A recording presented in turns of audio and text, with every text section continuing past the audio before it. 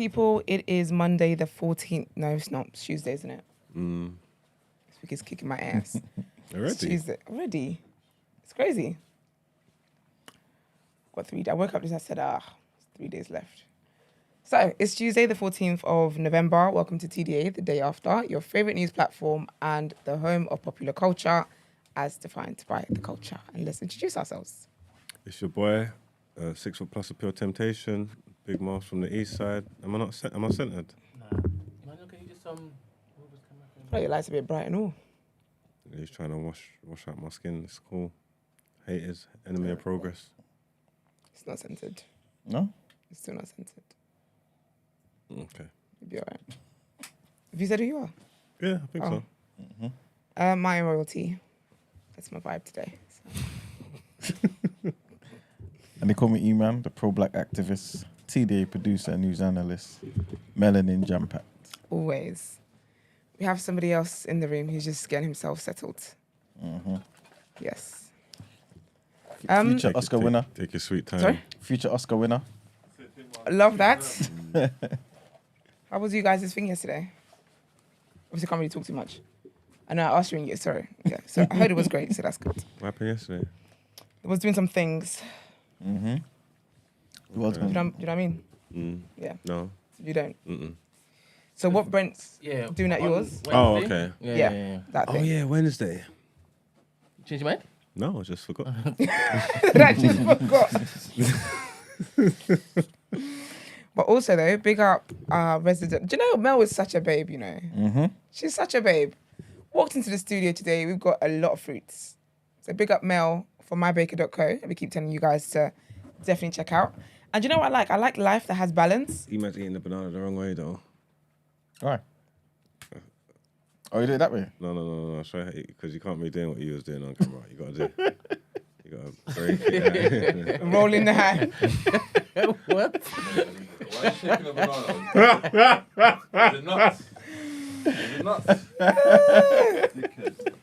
They're ridiculous. So what did the man do? He just didn't shake it. He just Went in for it. Don't listen to this idiot. He just done a mad thing. Just very Don't silly listen shit. to this idiot. Eat your banana how you want. Oh, that one's blocking your face.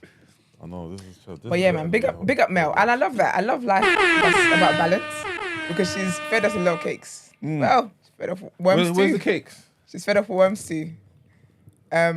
You're coming on the fruit day, so Okay. yeah. And I love that. So it's balance. She's like, no, she's giving us the right balance of things. That last biscotti joint I took home was Gosh. crazy. I came on the I had one left here. My sister tried to ask me. I said, this is awkward. It was so long I didn't finish it. I had to like throw it away 'cause I felt like it was so good. I felt like only bad can come from this.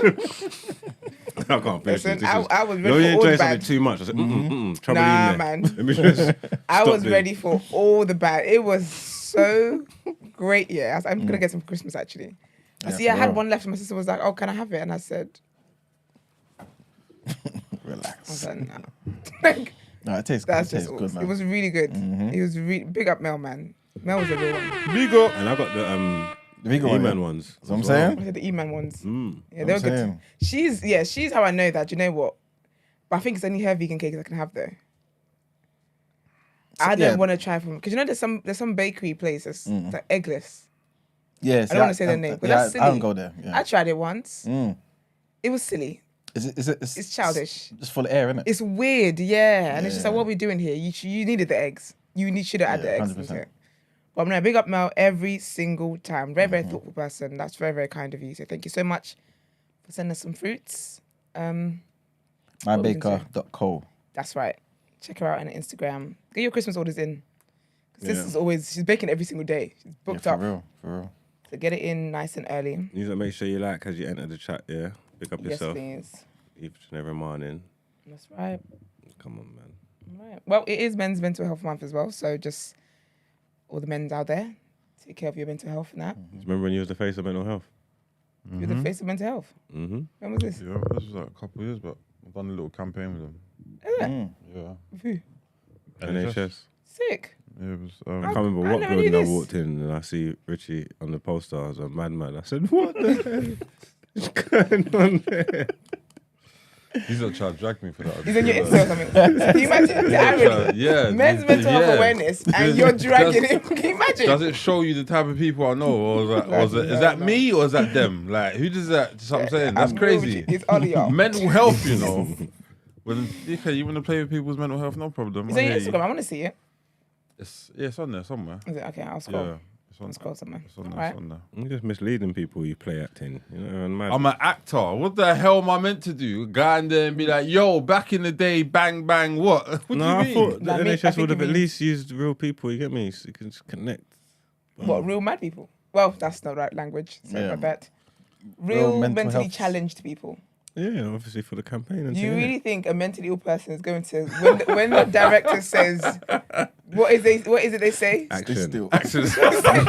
You think the action that he's going to give you is the action that you want? It'd be one hell of an action, I tell you that. One hell of an action. Isn't it? You'd be there all day trying to do one scene. Bro, These times you get got him to say one line. These times you got 16 more scenes to do and all that. Listen to these guys. Man. You know I feel like This how is many- jokes again. You know how many roadmen actually need Yeah, facts. help? 100%. I believe that. I don't think it's just roadmen. I think it's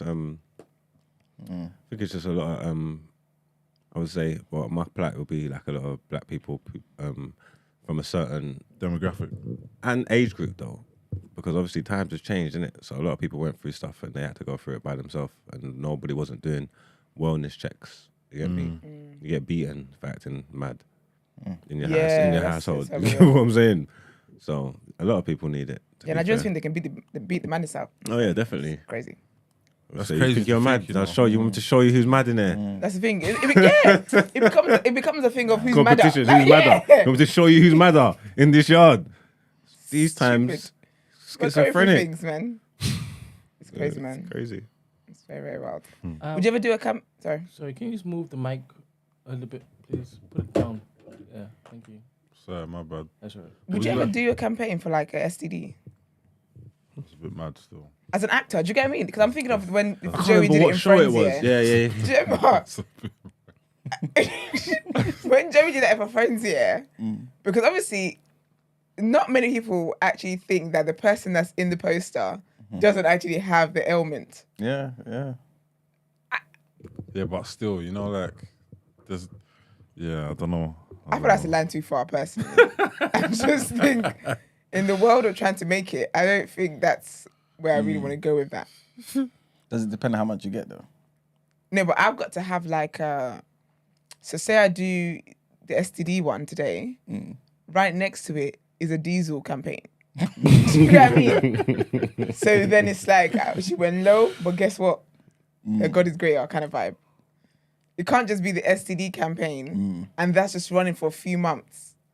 And I'm the girl with the STD. They're just going to remember that That's girl. wild. Yeah, That definitely makes life hard. But I don't know how much money I could get offered to know that. And then Surely there's enough watch coin life. to make you do it though. Nah, because watch life be that one that goes viral. That's the one that goes viral. That's a bit difficult. I don't know how much it. I don't know. The money's got to be very, very different for that. It can't be peanuts. And you've ruined my life. That's crazy. Potentially ruined. It's ruined. But get your STD checks and all that kind of stuff though. It's important to do that stuff. But anyways, let's get into our headlines.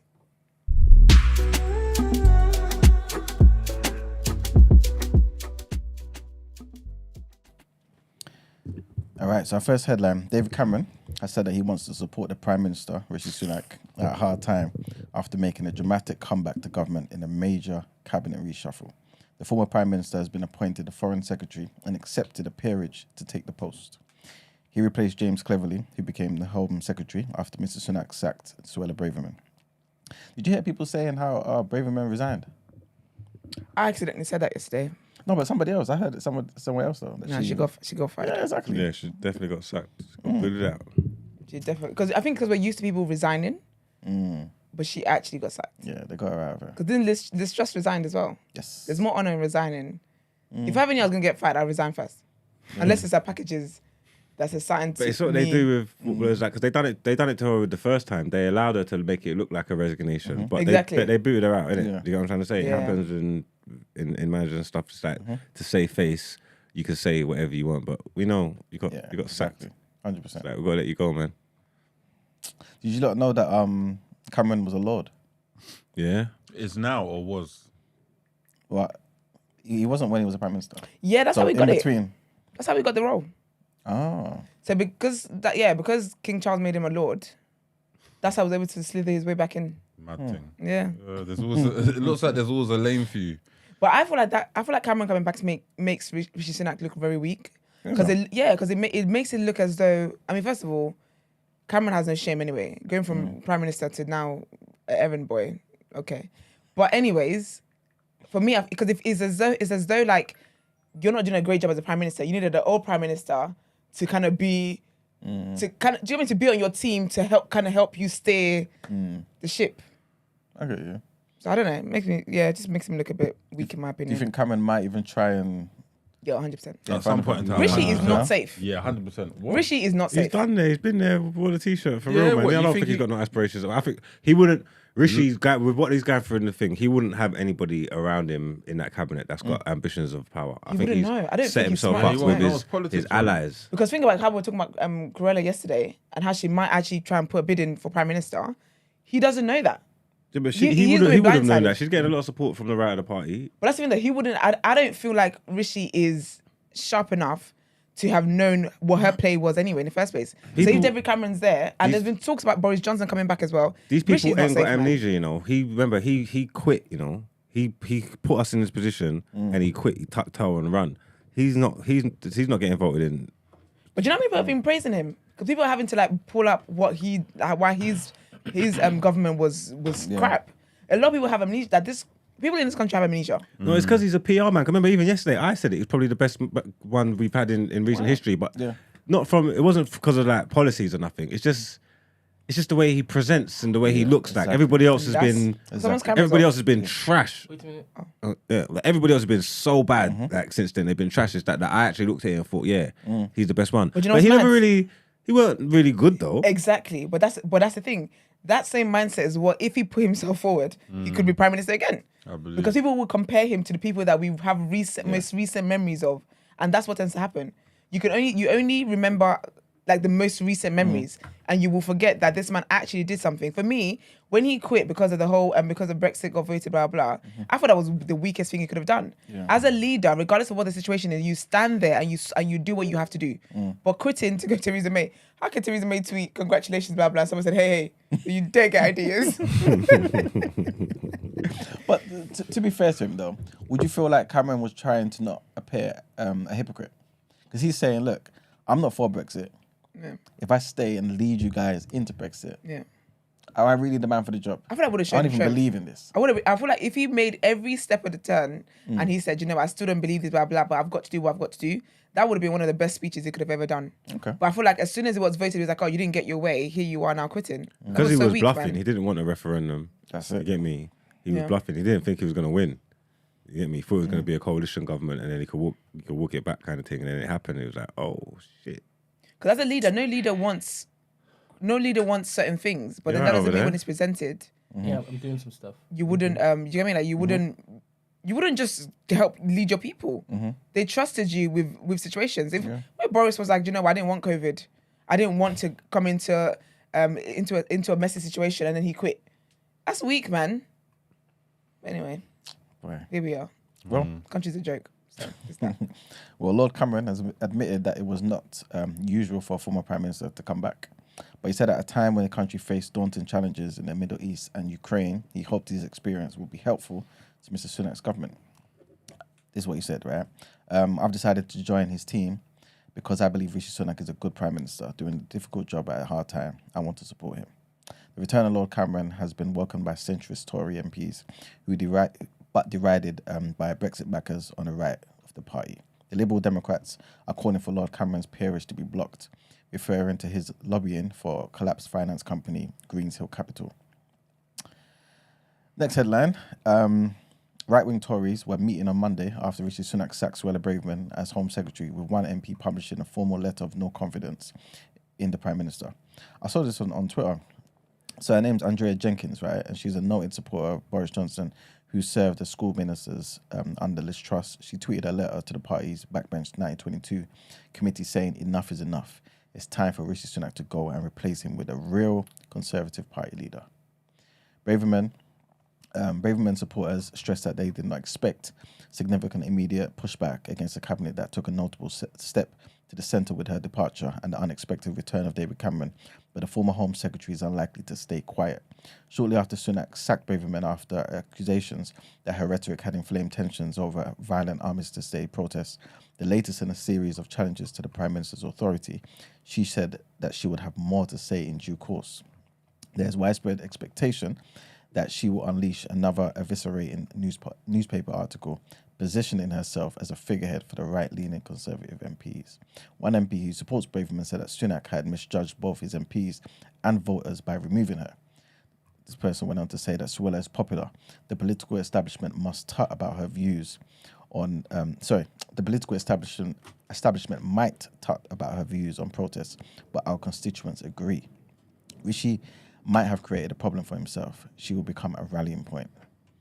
And the last headline, Rishi Sunak has attempted to appease the right wing of his party by appointing Esther McVey as a cabinet office minister.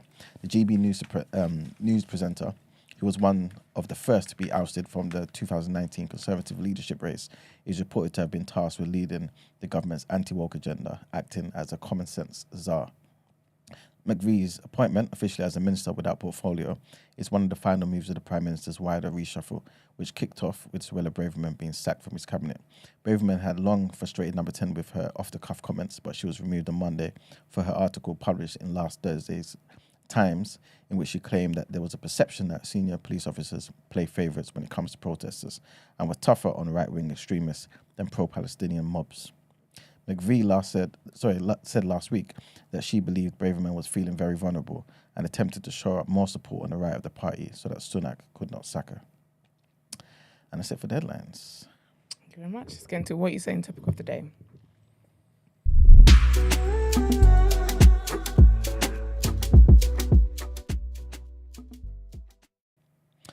All right, so today's topic of the day, yeah.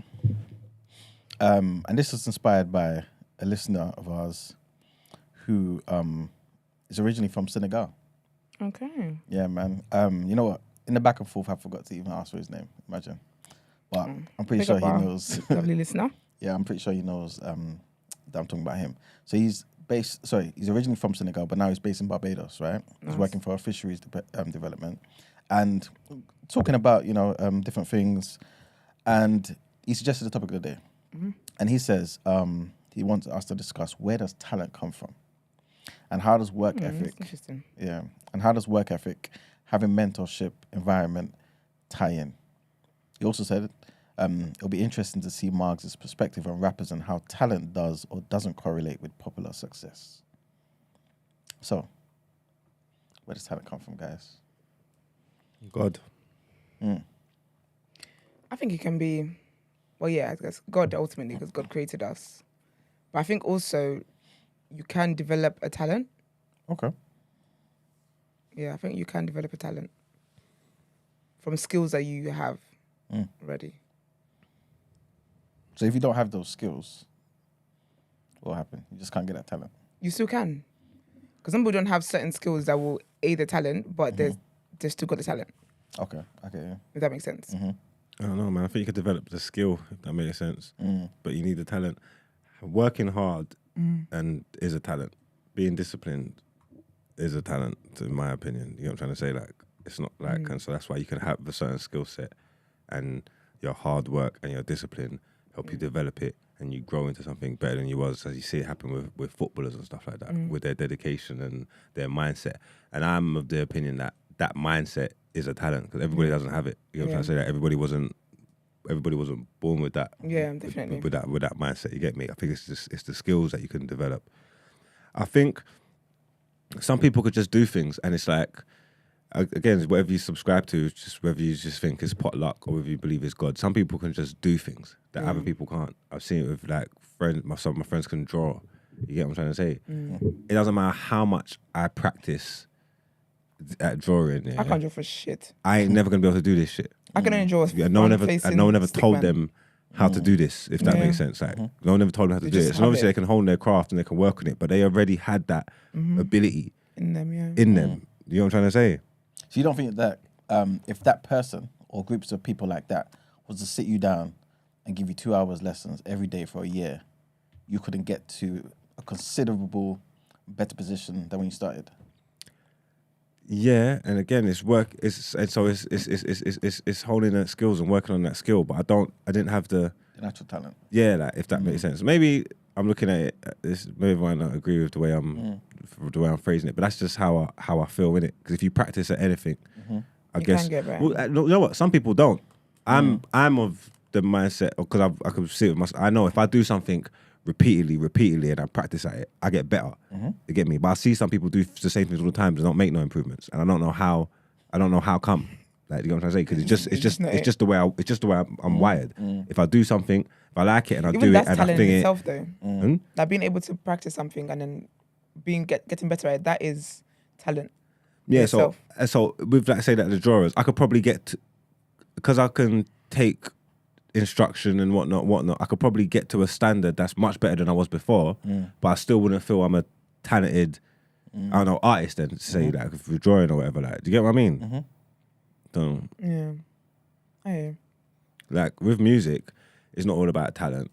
You get me? Hard work will be at talent all the time. You know what I'm trying to say? And especially the way with social media and the way it's changed and like popularity and marketing and that. There's a lot of people that are talented. I mean, famous and popular. Talent inside, child.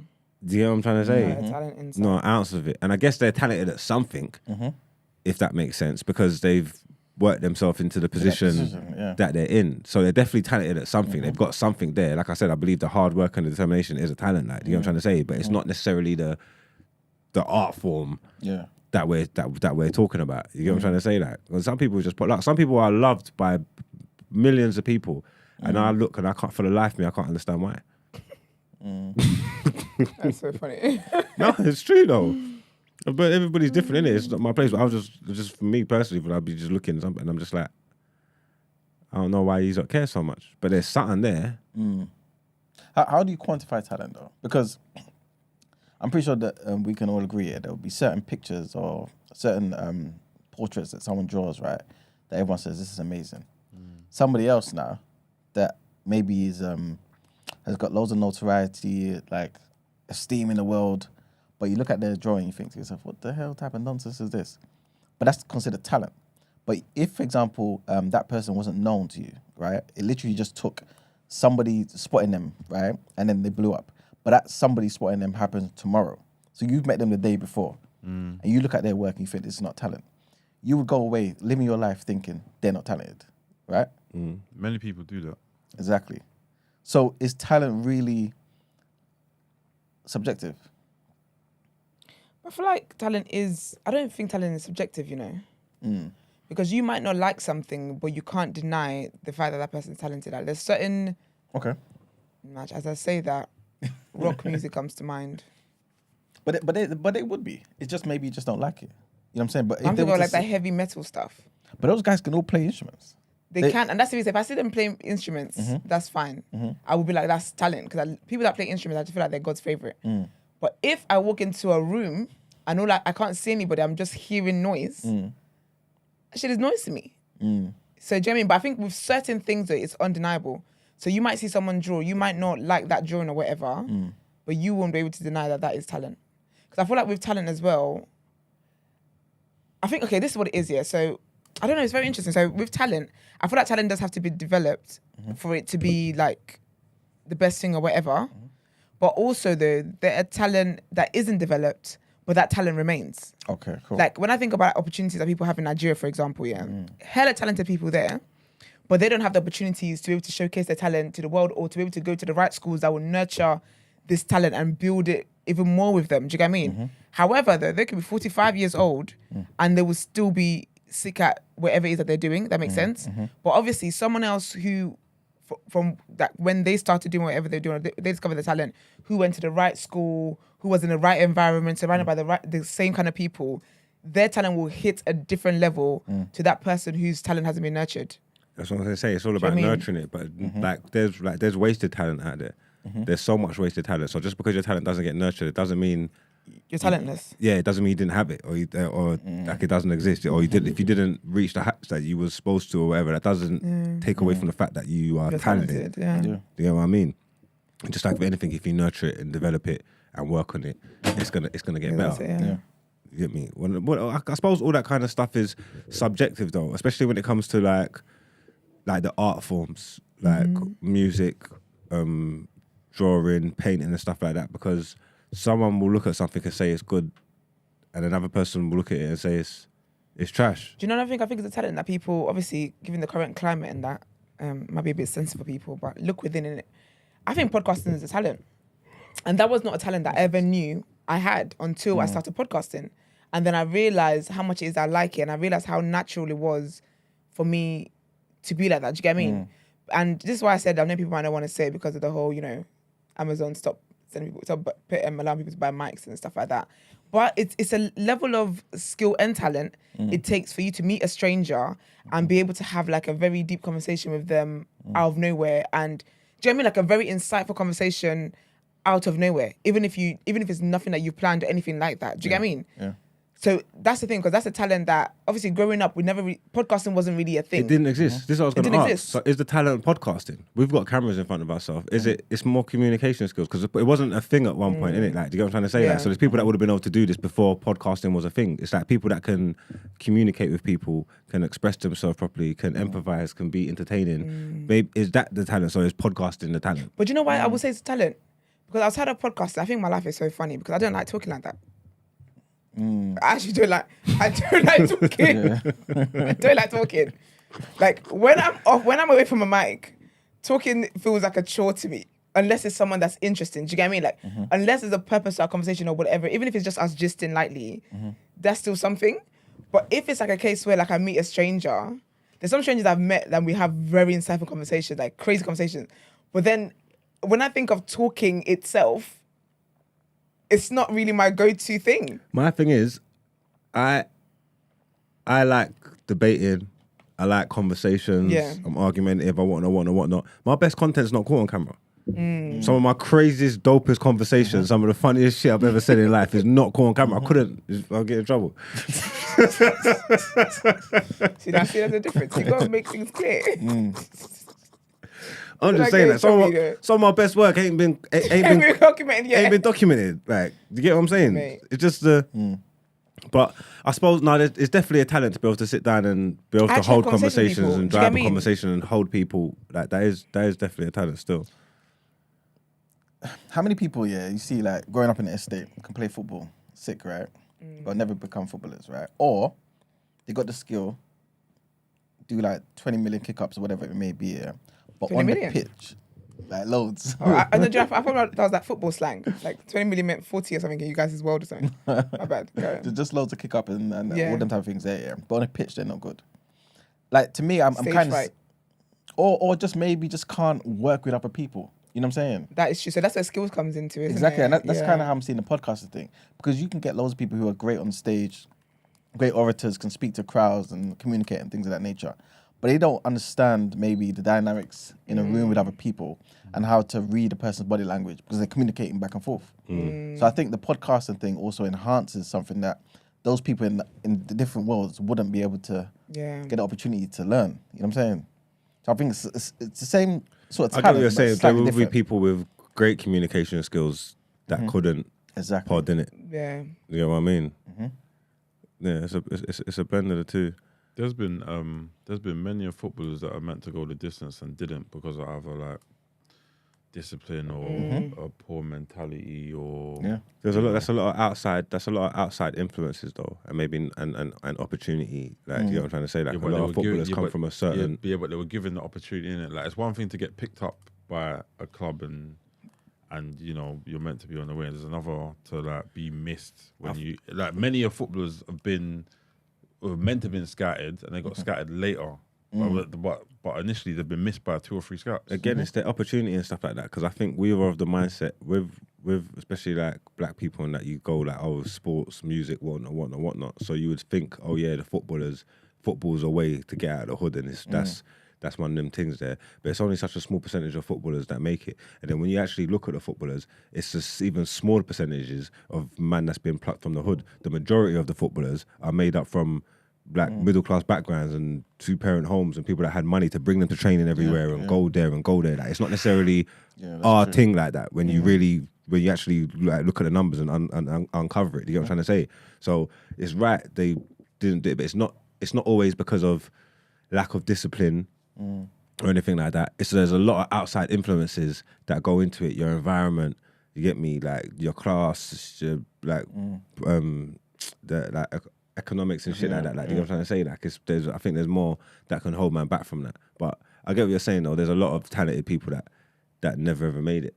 I know. I just remember some ballers from when I was young that these men were cold and they just didn't go, you know, the whole way. And again, whether or not that's down to outside influences or whatever, fair enough. But and even then, with some footballers that have made it, they got scouted later.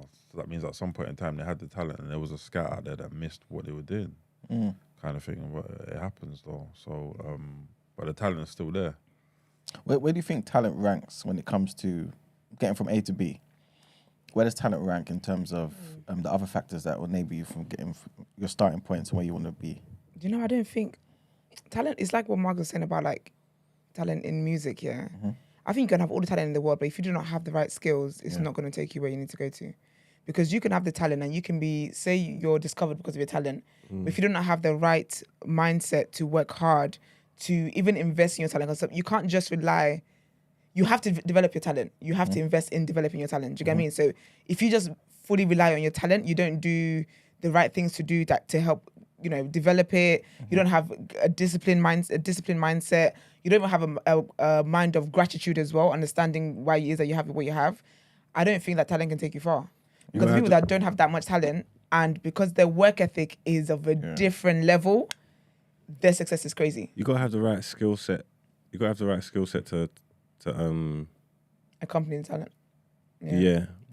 Especially with like I would gone to so many open mics. I've seen so many singers, and I've got a decent ear for music. I know what's good. I've heard some amazing singers in my time, and no one don't know who these people are. You get me? Some of them been singing for ages, working pubs and clubs up and down the country and whatnot.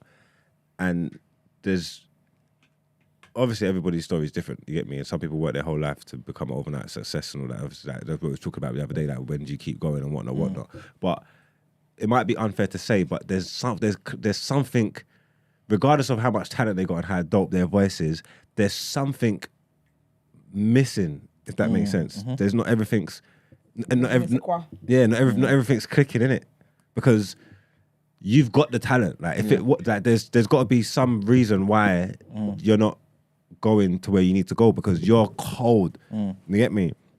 It's just all got to come together right. But I don't know if that's just like I'm saying, if it's just opportunity, work ethic. I think it takes so much. I think it takes so much different ingredients to be successful. I think that I rank the talent as like. I think it starts with it though. I think you need to have the ability in the first place. If you ain't got the talent, it's an uphill struggle. I'm not saying you can't get there, because you can work on it. Yeah, but it's going to be much harder for you. You get me? What about like discernment and awareness? Because like you said, there's so many singers out there who can sing. If there wasn't, we wouldn't have X Factor every bloody year, right? And even though they can do that, even though they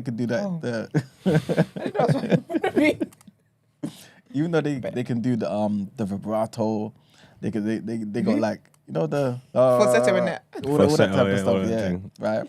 And have like 6-7 octaves, They don't really know how to make songs though.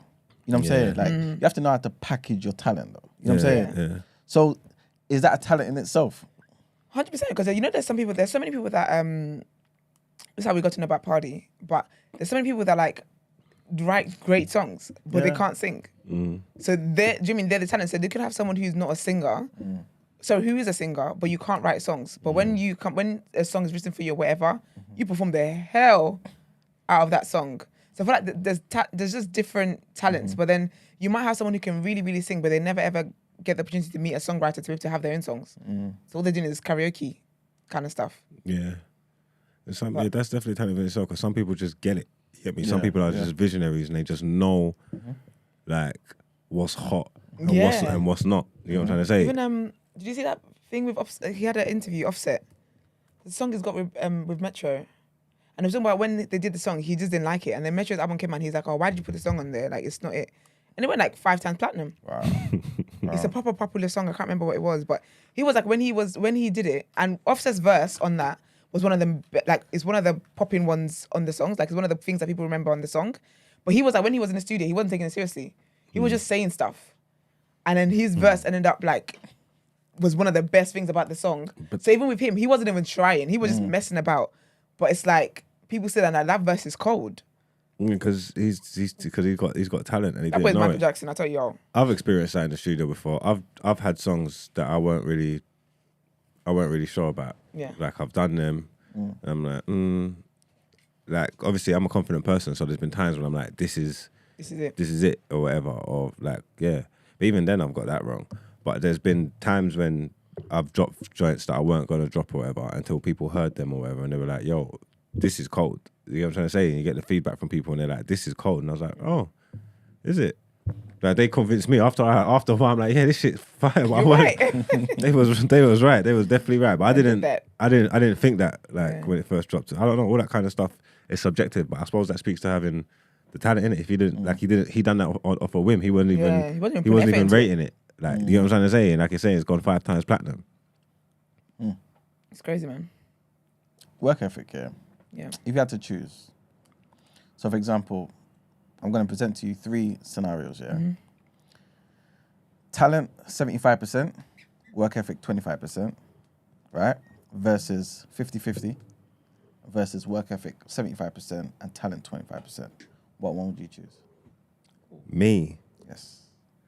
I'd probably go 50-50. Okay. What about you, Esther? Sorry, just on my tea up. I would go 50-50. Are you saying what I would prefer, or are you saying what it takes to actually make it? No, what would you prefer? You're coming into the world, and you're sent on a particular assignment to be successful in this particular thing. Yeah, I would go 50-50. Because if you got 50-50, you've got some talent there, innit? Like Yeah. half is if you like half full or half empty, depends on how you look at it. But half is half, innit? Like so you've got some talent there. And then you've got the work ethic to accompany that. I feel that will heighten your chances. Although again, it's like opportunity in that, because if you got the 75% talent and then you get the right opportunity. Yeah. But you know what it is though? The way I feel like my work ethic is one of my favorite things about myself. Because I feel like if I picked 75% talent and 25% work ethic, like it's almost like I would just rely on my talent doing something.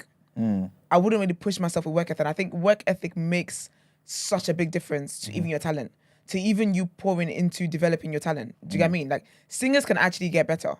And they do get better when they do. They've got vocal coaches. They've got this. They've got all that kind of stuff.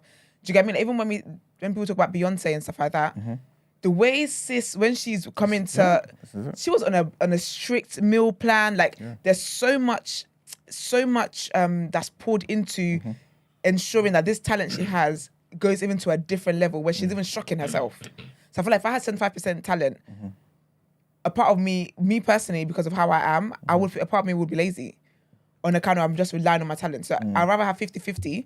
So yes, I got the talent, but I will also recognize I've got to pour into the talent to get that up, and my work ethic as well. Do you know what I mean? Yeah. I'd rather know that the way I'm set up, I'd rather pour into both things. Okay. Yeah. I'm going to come back to both of you, yeah? But I want you to consider this next question. Which answer? Would that I want them to answer that first question. But while they're answering that, I want you to think of this one, yeah? Yeah. Would that change if you now have to consider after your career? So let's just say you became, I don't know, the greatest rapper of all time, the greatest presenter of all time, whatever it may be, right? Yeah. But you now retire. So you're retiring, both of you, at 40. Ooh, it's a dream, child. 40, 45, yeah? And you've chosen 50-50. Yeah. Knowing that you're now retiring at 40 or 45, whatever it may be, would you have chosen something better? So would you have chosen a different ratio to now live the rest of your life, right? And Brent and Rich, first scenario. What would you guys choose? To be fair, I would have went with the last one anyway. I would have went 75. Work ethic. Yeah, Okay. 25. Why is that? Because you can have all the talent in the world, and if you don't work hard, it's just gonna, like, it's not gonna go anywhere. It's just forget. But then there's men that have been like, I can go back to footballers as well. There's men that have not been that talented. And because they've been working hard, people can recognise, okay, cool, look, my man can do a few bits. Like, you might get a year contract here or X, Y, Z. So, yeah, just moving forward, I know, like, even if you've got a little bit of talent, but loads of work effort, like, that's got to get you somewhere through the door, at least. And you think it will get you further than if you had 50-50? You can't just rely on talent, though. 100%. This is the thing, and there's gonna be man out there that just rely on talent. And that's, you know, that's what they want to do. That's fair enough. But I don't know anyone that's just relied on like work effort and just. Yeah, I get you. Just what I'm saying. So. Is that considering what I asked them to as well? So life after your success. Yeah, because you want to have no regrets at the end of the day. So you could get to 40, 45, and the last thing you'll be saying is, I didn't put in the effort. You know, I only relied on X, Y, Z, blah, blah, blah, blah. Yeah, I heard that, and obviously it's your own opinion. But then they say hard work will beat out talent. But that's when talent don't work hard. Exactly. But you get me, 50-50 is not necessarily saying you don't work hard. And there's that perception of working hard.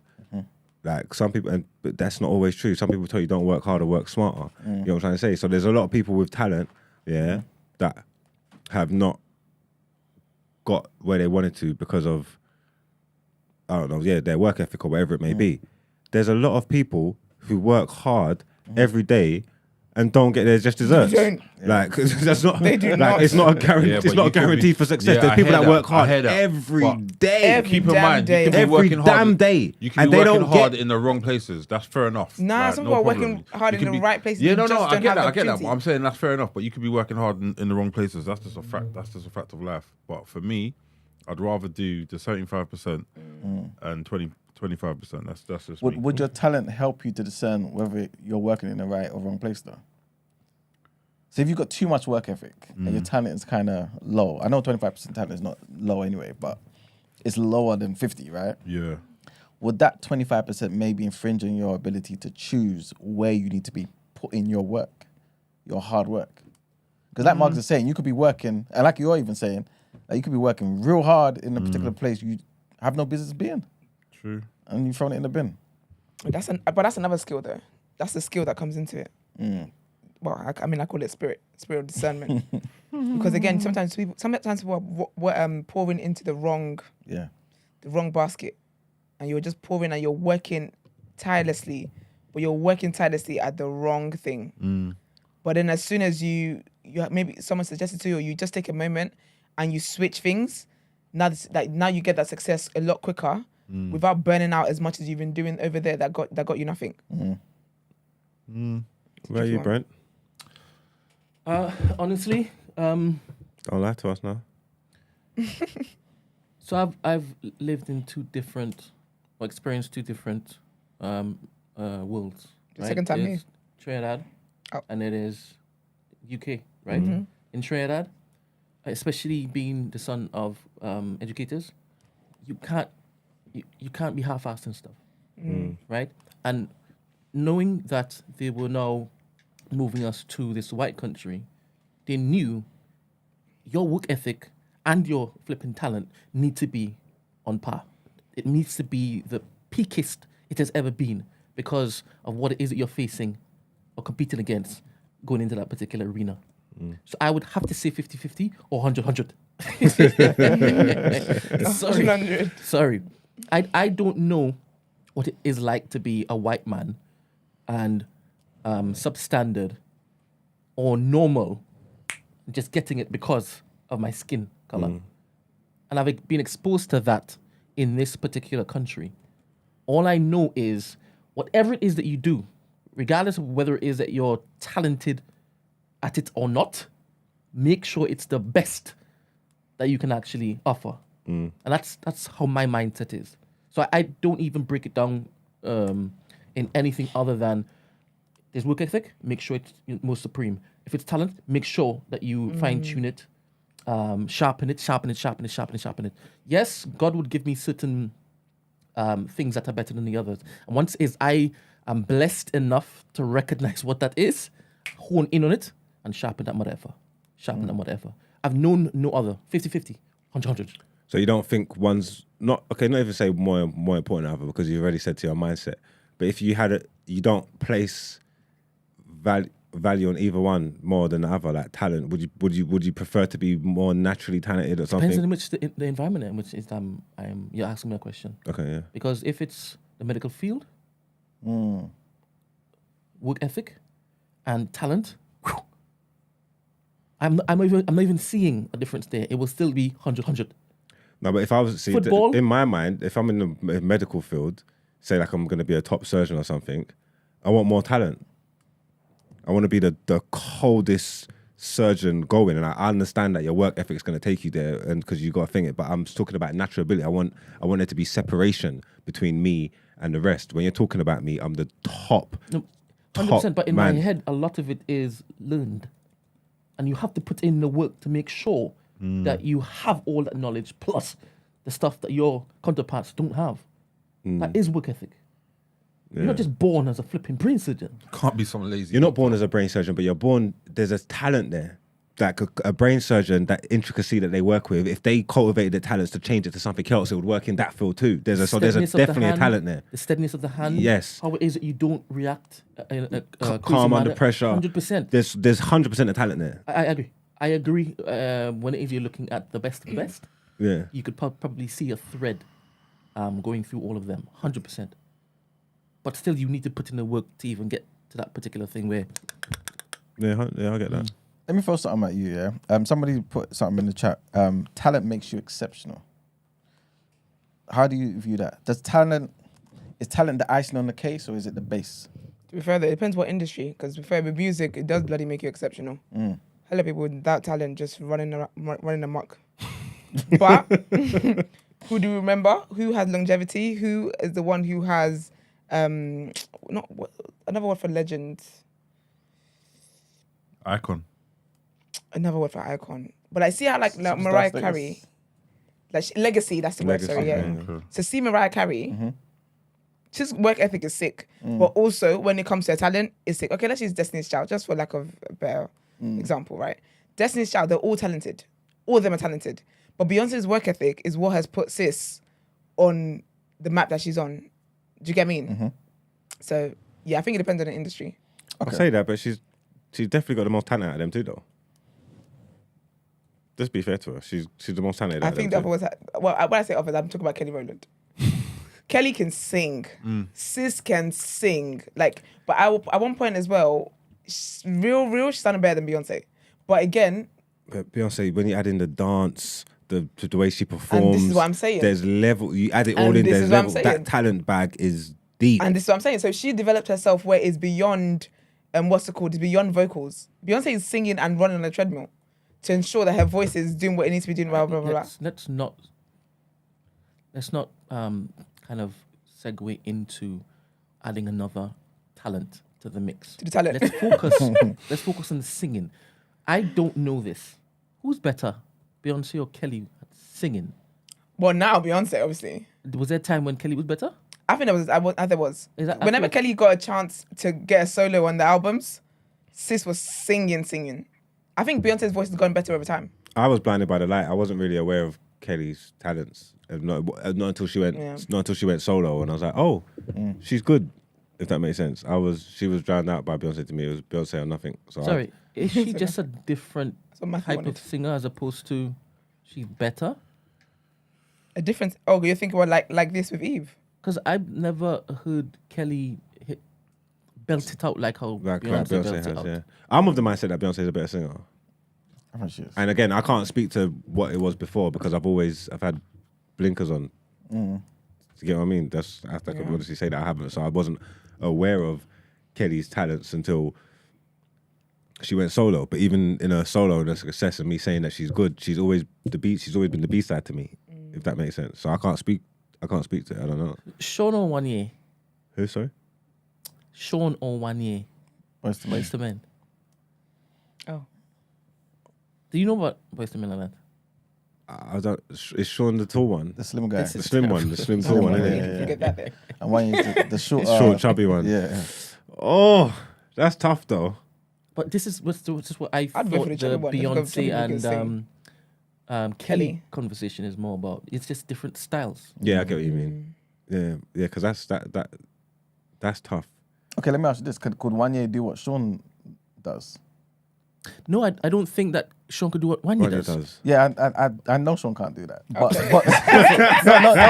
no disrespect to Sean. But, you know what I'm saying? But I feel like Wanye can more so take over Sean's part if Sean wasn't there. But Sean can't do it the other way. No, I don't. Because I don't when know. Wanye is I don't ready know to about kick it, that. No, I hear that, but that's where I'm looking for him. Thank you very much. Let me just kick it. But the coming up to that, Yeah. the prepping me, the Yeah, foreplay. it's true, it's I true. don't know. I don't know. 100% he can sing, but the register of those particular notes. Yeah. Ooh. I mean, it's all relevant, innit? And that's why they're in a group, and that's why they complement each other. yeah. Because if it was like that, they'll just Yes, be the thing, solo. then you'd be solo. You get me? That's true. I mean, yeah. Let me ask you guys this, yeah. Esther, you obviously know about Messi and Ronaldo, yeah? Yes, I do. Women in sports. Period. Sure do. Okay, so all of you guys in the room, yeah, can you please tell me where you'd put Messi and Ronaldo in terms of the ratio of work ethic to talent? Do you think they both got 50-50? Or do you think one is more like 75-25? Ronaldo's work ethic is out of this world. Okay, cool. You get what I'm trying to say? And he obviously had talent there and the skill, but he's honed it, worked on it, practiced, been the best version of himself he can ever be. And that's not to take nothing away from Messi, because obviously he would work hard and do his thing as well. It wouldn't be where he is. But in my opinion, from watching them, from a talent standpoint, from an ability, like Messi woke up and could do that. You know what I'm trying to say? Like Messi's got God-given talent. Like, you know what I'm trying to say? Like you can't necessarily teach. Can't teach that. I disagree. Huh? I disagree that he woke up and was like that. Messi it woke up looks like that. way. Messi woke up like that. No, I disagree. Have you seen footage of him from when he was 8? From at La Masia? Messi was born that this just way. tells me that you have good balance, coordination, and then his father or his mother said, "Hey, go kick ball." This That's whole too simple. he There's was born bare like that. man with good balance and things. And like Aguero's got good balance and get me a low center of gravity and all that. He's this chalk and cheese. Like just having that doesn't mean that. Like what Messi I can didn't do. say that. I didn't say that. Okay, I know you didn't. I'm contesting you saying he just woke up with it, because in my head that strips away his work ethic, and I don't like that. No, because we've said along the whole time, like talent without without hard work don't go nowhere. So I said that not to take anything away from Messi's hard work. Because if he didn't work hard, if he didn't have that work ethic and that drive, he wouldn't make it to where he is today. That's 100%. But what Messi got, that's why I say talent is a gift from God. It's a God given that. God alone, Jano. All right. No, I hear what you're saying. I'm not contesting that, but it's like I look around this room, right? And I see y'all doing things very easily, right? And there is a chance that other people might be like, this must be easy because of how you guys are making it look. That's what I'm talking about. Okay, I get what you're saying. Because I get what you're saying. Because man know that they work hard. You get what I'm trying to say? Like a man do work hard. So and Messi would have had to have worked hard. But then there's still something that you can earmark and pinpoint in someone and say like, this is just how you was made. It's Like, so beautiful because you are paying him such a supreme compliment, because you're like, there's no way God didn't flip and touch you. And how you are playing, you are Jesus. That's how I feel. I'm not even gonna lie. Yeah. That's just how I feel. I feel he's cold. Where and I feel like Ronaldo's equally as cold, but I think it's for different things. This guy's determination, this guy's mindset, like and ability as well. Like his natural ability that he would have had to have, that he's had to hone. But it's just You get me? You just admire, like, because you can see it, the way he worked on himself, the way he takes care of himself, the way he looks, like his body, his physical, like everything. Like this is not by accident. This is by design. Yeah, but it looks like it's by his design though. It's his determination. You get what I'm trying to say? Like it was his goals that he had for himself. Messi's don't look like that. Messi's look like it was written in the scriptures that's what it was going to be. Yeah. Give me a ratio though. In those things that I gave you, 75, 25, 50, 50, 25, 75, for each of them. I would say, to be unfair to Messi as well, because I get what Brent's trying to say, but if we was going to use them as examples, I would say Messi's got 75% talent. I would say Ronaldo's is 50-50. Ooh, okay. Where are you, Rich? I will probably go with 80% talent for Messi. Well, work ethic. 20% work ethic. Nah, obviously, Ronaldo, you can see worked his socks off. Do you know what I mean? You can just... Obviously, they both worked hard at some point in time, but I feel like Ronaldo had to... The natural talent is more with Messi. Like, it's just is what it is. And see the way they play, and even when like there was a player cam on Messi one time, and this guy is like moving in like 5-yard bursts, like 5 yards here, 5 yards there, and I'm not talking about running. I'm just talking about walking. Where when Ronaldo's playing, it's more like, obviously the later Ronaldo now is not really up and down, sprinting all over the place, but he works hard, man. Do you know what I mean? So, and they play differently as well. So, you know, when you're looking at the game and all that, you can see that back in the day, Messi was taking on 5-6 people with ease. This is what I miss about Ronaldo. What do you mean miss? I loved how Ronaldo used to play. Ferocious. And Got older, he became more robotic. As he left. Yeah. I tell people all the time, they always want to hate because everybody hates on United, yeah. But if you just go back and watch them United, yeah, just go watch some highlights of Cristiano Ronaldo in a Manchester United shirt. It's some of the craziest things you've ever seen. Donny was moving ridiculous, like ridiculous. But remember, when he first come, they was onto him like he was a little show pony, and he went away and worked on himself and got there. Like, you know what I'm trying to say? He weren't just like that. I've seen Messi from he was a kid. He's just been, he has improving as well, but he's taking the steps that were ordained for him. He's just walking in the light that he was in, and he's just getting better and better and better and showing himself, which is fine. Ronaldo came, you saw something there, but it was a diamond in the rough. It wasn't thing. He went away and said, "What? Watch this." Boom, boom, boom. Came back. It's like, yo. This guy is mad. You have to look at it like this. The same things that Messi was doing when he was 8 is the same things he was doing when he was 19, 18. That's going around people. What? No. When he was going past people at a kid. They've got clips where they've got them got them like photo sticks of him as a youth and him as an adult, and he's doing the same moves. Just flying past people. My friend, it's so different when it is you're doing it with flipping children. No, but I'm saying that. No, but I'm saying that he just took that children. It was a level playing field. Different stages. That's all. He just got older and kept on doing it. But everything changed. Everything changed. The world didn't stay the same. Everything changed. The people who were around him became men. He was just doing it to men, that's all. But that's the point I'm making to you. He done it as a kid. It sounds like you are suggesting is that as 9, you can put him in a team. No, that's not. Then my fault. Saying the trajectory was just normal, same correlation. Yeah, but Ronaldo's would have been like that because of... I was only focusing on him giving an example of Messi. Doing the same things as he did when he was a child. To suggest as though there was no development or evolution there. No, obviously I get what he means though. Have you seen footage of Ronaldinho when he was young? Yeah, same man. Same man. Body same man. man. Just a different playing field. So he was doing it to the youths, then he got older, started doing it to the adults. This is what I'm saying. Same brother. That's what I meant. Maybe I should have... Same brother. No, don't apologize. It's my way of hearing what you're saying. I do that sometimes, you understand? And sometimes I push back only because I don't like how you say sounds like to me. Semantics. But no. Don't apologize. I won't. Right, sir. Crap. Lost my thought. Same as Ronaldinho. The trajectory, how they were playing when they were younger, to how they're playing. Right. Well, again, it's with Ron, as he got older, obviously the legs kind of went, so they kind of focused on him being a striker. Started slapping all these goals. Like, you can't show me another man that's slapping like 45, 50 goals a season on end. Come on, man. Like, that's unheard of. Let me ask you this, guys, yeah? Is beauty a talent? No. No, It's a Not gift. at all. it's a gift. What 100%? do you mean by beauty? So how somebody looks, like their Oh, face. they're just aesthetics. Yeah, If you can their make yourself look aesthetics. beautiful, that's a talent. Contouring and things. That's a skill. Okay. Well, you know, where you going with Actually, beauty that's a talent. That's a pageant? talent. That's a talent. No, because Beauty pageant. because we were talking earlier about like, you know, singing and all that type of stuff there, right?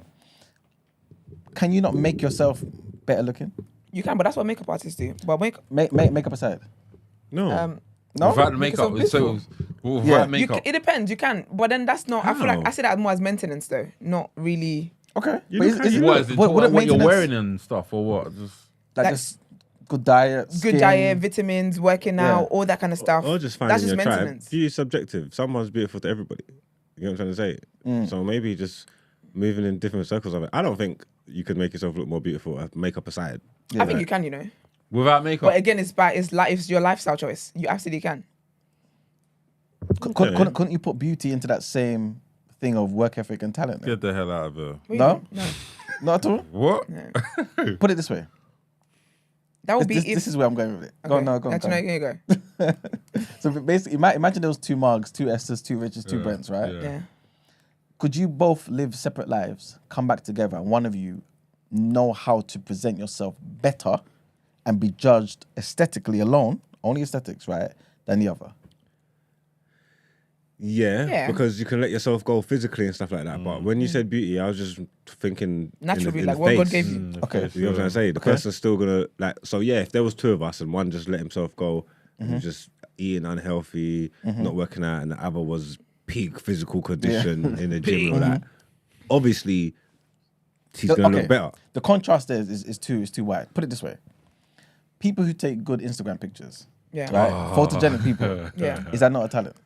Or you I'm don't not think gonna so? lie. Nah, being photogenic is not a talent. You I don't think think it is. so? You It's know. given to you. photogenic is Nah, not a some, talent. What? some No. people look. Some people know how to make themselves look crisp. Yeah. Online. Filters That's aside. filters aside. Filters They got their- aside, editing aside.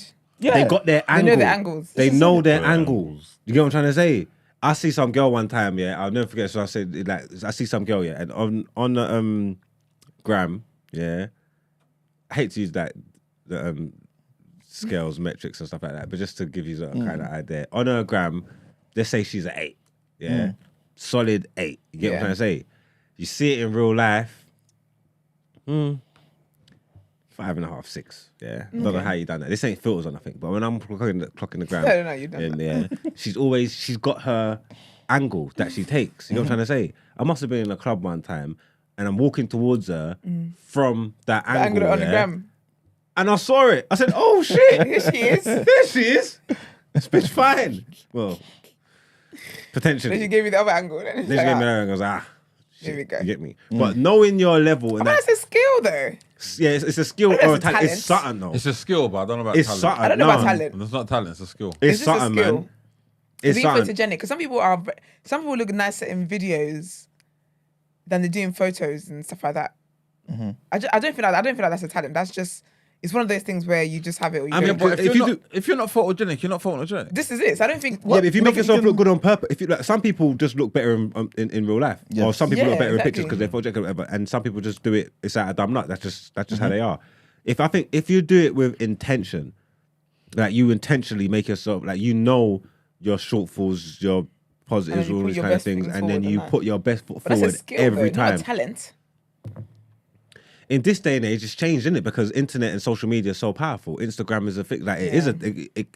Like I could see it can be a talent now because social media is so powerful. Like and social Actually, media yeah. is what it is. You get what I'm trying to say? I was saying this to a man the other day. If I've got a galley, like obviously, like I just said, there's girls, a majority of girls, yeah, who present in a certain way on Instagram, yeah, to a certain level. You always have to take a few points of them in real life, innit? Yeah, they just look different. It's just what you have to do, innit? Yeah, but. If the only representation, if I bring a gal in here now, you ain't never gonna see her, and the only time you see her is on the gram, and when I take out my phone and say hair, Yeah. that's who she is. Yeah. To use lot. The real life doesn't matter. The taking the points of her, it doesn't matter. This is where the commodity is. Like, you know what I'm trying to say? Yeah. All I know, is not everyone looks good in real life, man. That is it. Do you know what I mean? It is what it is. You look the way you look. What kind of conclusion is You that? No, because I've seen it When one all too many is said and times. done, No, right? I've seen it one too many times. I've been with the man them be like, that's XYZ, bloody, bloody, blah. She'll walk past, say hello, crack on and all that. Then they'll show me my gram. I'll be like, that ain't the same girl. Through her. No way. Come on, man. Hey, someone call the police now. I was with my brother one time, and we was at like a party, and I'm saying, bruv, this thing's cold and all that. He's like, Mars, but she don't look like that. She was across the room, He's like, I'm saying it's not worth it. I'm saying, but bruv, look at her, she's cold. He's like, well, forget that. There she is, like, there she is over there, bro. I'm like, no, but she looks cold though. Like, you get me? So It's I'm so saying, crazy. The gram will have you gassed up, you know. I feel like where I would think Nah, is a man. talent is if, for example, someone like Kim Kardashian, right? Where that they made that happen and whatnot. For the average person, there would have just been a meme. That would have been that, blah, blah. But so she then actually done. turned that into a whole empire and blah, blah. That's why I would say she became talented. Do you know what I mean? Talented by marketing. PR. No, but like, it's like Unfair, business talent. A lot of It's girls, different level. on Instagram, the ones that actually look prim and proper and crazy, they're not that crazy in real life, The women that are leng in real life and don't care about all that, their Instagrams are meaty. I It's prefer proper that unfair. though. I prefer that, I'll be honest with you. You know, you got a cold thing, you're trying to show them on her gram, and her gram's not working. Say, 1 second, no, it's not this picture. It's not this one. You know, like, so crazy. you know, like That's it's how- not hitting. Like the pictures that you're trying to show them you is know not hitting, and you're what's saying, so brother, mad? I'm telling you now, she's cold. That's like how she's women cold. feel about guys, because guys are not typically photogenic. Guys don't really care about pictures and whatever. So trying to show your friends who it is that you're dating, you got to do hella T's and C's before you show the picture. No, and he's C's, actually you better know. in real life. Da, da, da, da. But really and truly, because when you see him in real life, he's making sense. Yeah. But his gram is very meaty. Very meaty. Nothing going on there. Sometimes just wait till you see him, kind of thing. See, and it's tough. So funny, man. with that mindset, with this day and age, it's a talent to be able to look good, to look good and get your thing popping. Especially if you're enhancing yourself as well. I think you definitely got to be talented. You got to stay woke out here, guys. Well, Maggie in the chat wants me to present something that she was speaking about earlier, right? And this is about Can I just singers. say, of course you can present it, but also people can call in to present Yes. their thoughts. Thank you for reminding me. Just, Even I forgot. It's a little reminder. Yes. All right. So, guys, Got to shoot the messenger. she was basically saying talented singers make it, right? Because, they're talented in this, that, and the third, but mainly because, especially when it pertains to women, the beauty is the thing that Your looks, your makes them- aesthetic plays a part. Sex sells, right? Sex sells. There you go. They said it for years. So. But then if you add on what I was saying earlier about beauty potentially being a talent, is that not somebody having two talents? Nah, because someone that's beautiful Nah, can man. have no talent and they don't make it. So it's not just about the looks. You have to have talent, Both, yeah. and it has to be sprinkled with good looks. Helps the talent. Otherwise, sometimes they just make you have those looks. If your talent is so sick that they need to monetize off this, they will force you to have them looks. But other than that, I don't think beauty is a talent in itself. No. Even if you're a beauty pageant and you're Miss World or Miss wherever, Whatever, Earth, yeah. land and sea, I just don't see beauty as a talent because it's not up to you. Do you know what it is? I think for me, I feel like I don't want to minimize the effort somebody puts in to make themselves look better when they could potentially just look regular. So, for example, if put yourself today versus another time in your life where, God forbid, you're not feeling your normal self. Yeah. There's something in your confidence, right, that will translate in your beauty, even though your face hasn't changed. Yeah. That will make you look beautiful, more beautiful than No, that I was. you Yeah. know what I'm saying. Yeah. I feel like there's people who know how to turn that on. Yeah, but that's not a talent. No, unless you want to go into acting. Because if we say that, then say someone who's very, very healthy, eats right, works out, does everything they need to do, drinks a lot of water, takes their vitamins, all that kind of stuff. We're gonna that person does nothing. They just know how to make themselves look their best. We're gonna say that's a talented person. No, but the person knows, like we were talking about earlier about angles and stuff. They know what works for That's them. a skill. Yeah, skill. It's When not. you're talking about it's not beauty, talent. attraction and things are like, because Yeah. being sexy and being beautiful is two different things. Yeah, very You can have sex appeal and you can be, you can meaty, bruv. you can have an energy that exudes you and it's attractive because people, it's endearing to people, like, if that Yeah. makes sense. But you're not necessarily You're not exactly you're not sexy. necessarily beautiful like Yeah. that, if that makes sense. But obviously, someone, because of all the other components, someone Someone will will be find the attracted to beauty you. in you Yeah. and be attracted to you, and then you become beautiful to them in that kind of sense. Yeah. But I don't know if it's a like a linear thing, if that makes sense. Like, but you can. I don't know if that's a talent either, though. Like, having charisma and confidence and. It's a skill. That's a skill. Being able to like know how to carry yourself right is a skill. Being able to know, like, being able to even being confident. Being confident is working on confidence is a skill. Like, do you get me? So all these things for me, I see them as skills, not necessarily talent, because it's a thing about you know how to package yourself in the right way that helps you in whatever it is that you want to do. Someone said beauty pageants have talent segments. Exactly, because being beautiful enough being beautiful is not the talent. Because think about it, there's so many, because with beauty pageants as well. They do have talent segments. No, because with beauty pageants as well, it's not enough to just be beautiful and have no talent, you know? Yeah. If you don't have a talent, you're not winning. Yeah. But your talent can't be just you strolling and walking up and down the stage and thinking because you put a mean stroll on. That's not it. You have to have talent, and that's how you become Miss whatever, because you have to have substance. Because in those spaces, what they see as you having talent. Also, they want to know like what kind of stuff you do in the community. Do you do charity work? What kind of things you care about in front of charity? If you win, what will you go and use this position to do? What will be the change you affect in the world because of this position? Because beauty is not substantial enough to win this thing. Okay, you know what, Brent? Quickly, yeah. Okay, are you still on good terms with Bard? Yeah. Okay, cool. Can you ask Bard what the difference is between a talent and skill? Yeah, because I want to know, is talent to you guys something that is just okay? It's here, you can't add to it. Anything you add to it is skill added to it, or is the talent itself getting bigger? Talent getting bigger. I told you, Beyonce's talent got bigger. The notice is hitting, and the way she's performing today, she won't perform like that when she was flipping 16. Even though when she was 16, she was stupid talented, but the way she is now, your talent grows. Talent 100% They could be one grows. of the same, you know, because I don't think talent is something that people say that as people just having it, but you can learn a skill. You know what I'm trying to say? So if someone never had a skill initially, then they learned it and then they practiced it and learned it to a level that they was exceptional at it. Me meeting them for the first time, I'm gonna say they're talented. Yeah. If that makes, do you get what I'm trying to say? I'm gonna say, right, the person's got a talent like that. Is so. They're almost one of the same. It's I think weird. about my example. I think about a gymnast, for example. Yeah. Yes. So a gymnast, a child who knows how to do handstands and do all these things and blah blah blah. They're talented. You can clearly see they have a talent and know how to move their body and be all these things. If you take that child to a school, a gymnastics school, that talent grows because they're in the right environment where that talent can be nurtured. And I believe in talent being nurtured. That's how it grows. I don't feel like talent. Yeah. But did their skill grow too? Yeah, but the thing is, no, but where skill plays into that is them in them being disciplined, in them being in them when they're not at gymnastics school, it makes sure they've got a good diet. It may be working out as well to ensure that they've got the right body to be able to do so the talent is used in the right way. Those stuff, the skill helps the talent grow.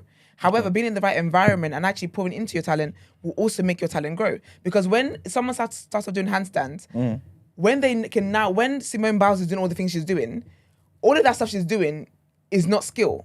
That's still talent. When she's breaking records and creating new moves that no one has ever, judges haven't seen, that's still talent because she's able to do it. But her skills of being hardworking, of working out, of doing eating right, all that kind of stuff, aided to that talent growing. So is it fair to say they're one and the same in like, okay, cool. Like say like singing, yeah? You hear someone that's got a talent for singing, yeah? Wow. Raw talent. They can belt out, they can sing, but they don't know what they're doing. They don't necessarily understand music like that. A singing teacher will get them and hone their skills and teach them about different things, vibrato, falsetto, whatnot. And that's the skill. That's the skill within the talent that you're honing. But it's all within the same. It's like having football. You might see a kid who's got natural footballing ability, the way he can strike a ball or his touch or whatever. He don't know what he's doing. That's just his talent. Okay, then you grab him and home him and teach him the different things, how to do this, how to pass, and that's the skills within the talent. So the skills within the talent. The skills within the talent, innit? Yeah. Okay, that makes sense. Well, you are saying it's two different things, though. So, No, I was wrong. That's what I was thinking. Mate, now I'm starting to think they're the same thing. well, what you just said suggested it were two different things. Why? Well, you mentioned the singing, and then the teacher coming in and then showing them how to use that particular. That's the skill. Yes, so it's two different things. But it's within it. If you ain't got the natural talent to do that in the first place, then you couldn't, because the teacher couldn't come and show me. It doesn't matter if you're going to show me about falsetto or anything. I don't have the talent to sing. So you could show me the skills, but I don't have the talent to implement it anyway. Yeah, I hear that. But what you just suggested, that there was a process added to another process that changed the outcome. So it's two different. Never mind. Okay, go on, hey. So it's also I'm informed by what I'm reading. So I'm cheating. Okay, go on. So on Esther's little monologue just now, it was solid, 100%, because it says here, Bard says, talent is a natural ability or aptitude for something. It is something that people are born with, and it is often difficult to develop or improve. Skill is the ability to do something well, and it is developed through practice and training. Here's a table that summarizes the key differences between talent and skill. Characteristic, inherent or learnt. The talent is inherent, and the skill is learnt. Characteristic, easy to develop. Talent, difficult to develop. Skill can be developed with practice and training. Characteristic, commonness. Talent, rare. Skill, common. Characteristic, examples. Talent, talent, perfect pitch. Athleticism, creative mind. Skill, playing a musical instrument, speaking a foreign language, and coding. No, you could have just put that up right on the screen. I don't know if it would have shown up on Emmanuel's screen. I don't know why I was there worried about Emmanuel. But can you read that from the big screen? You can't, can you? Well, I can read some of it, yeah. Oh, okay. My eyes are good, When actually. it's so cheeky, you I know. know. I've got good eyes. Messy eyesight, yeah? Listen, my sight right is then. better than 2020. So, All right. I mean, So then this goes to what I was saying before about talent is basically then that thing that remains like this, right? And then the skill just add to it. You know what I'm saying? But your talent doesn't Now, grow wait. then. Ask Bard, can talent grow? Can you grow your talent? You just said it's harder to develop. yeah.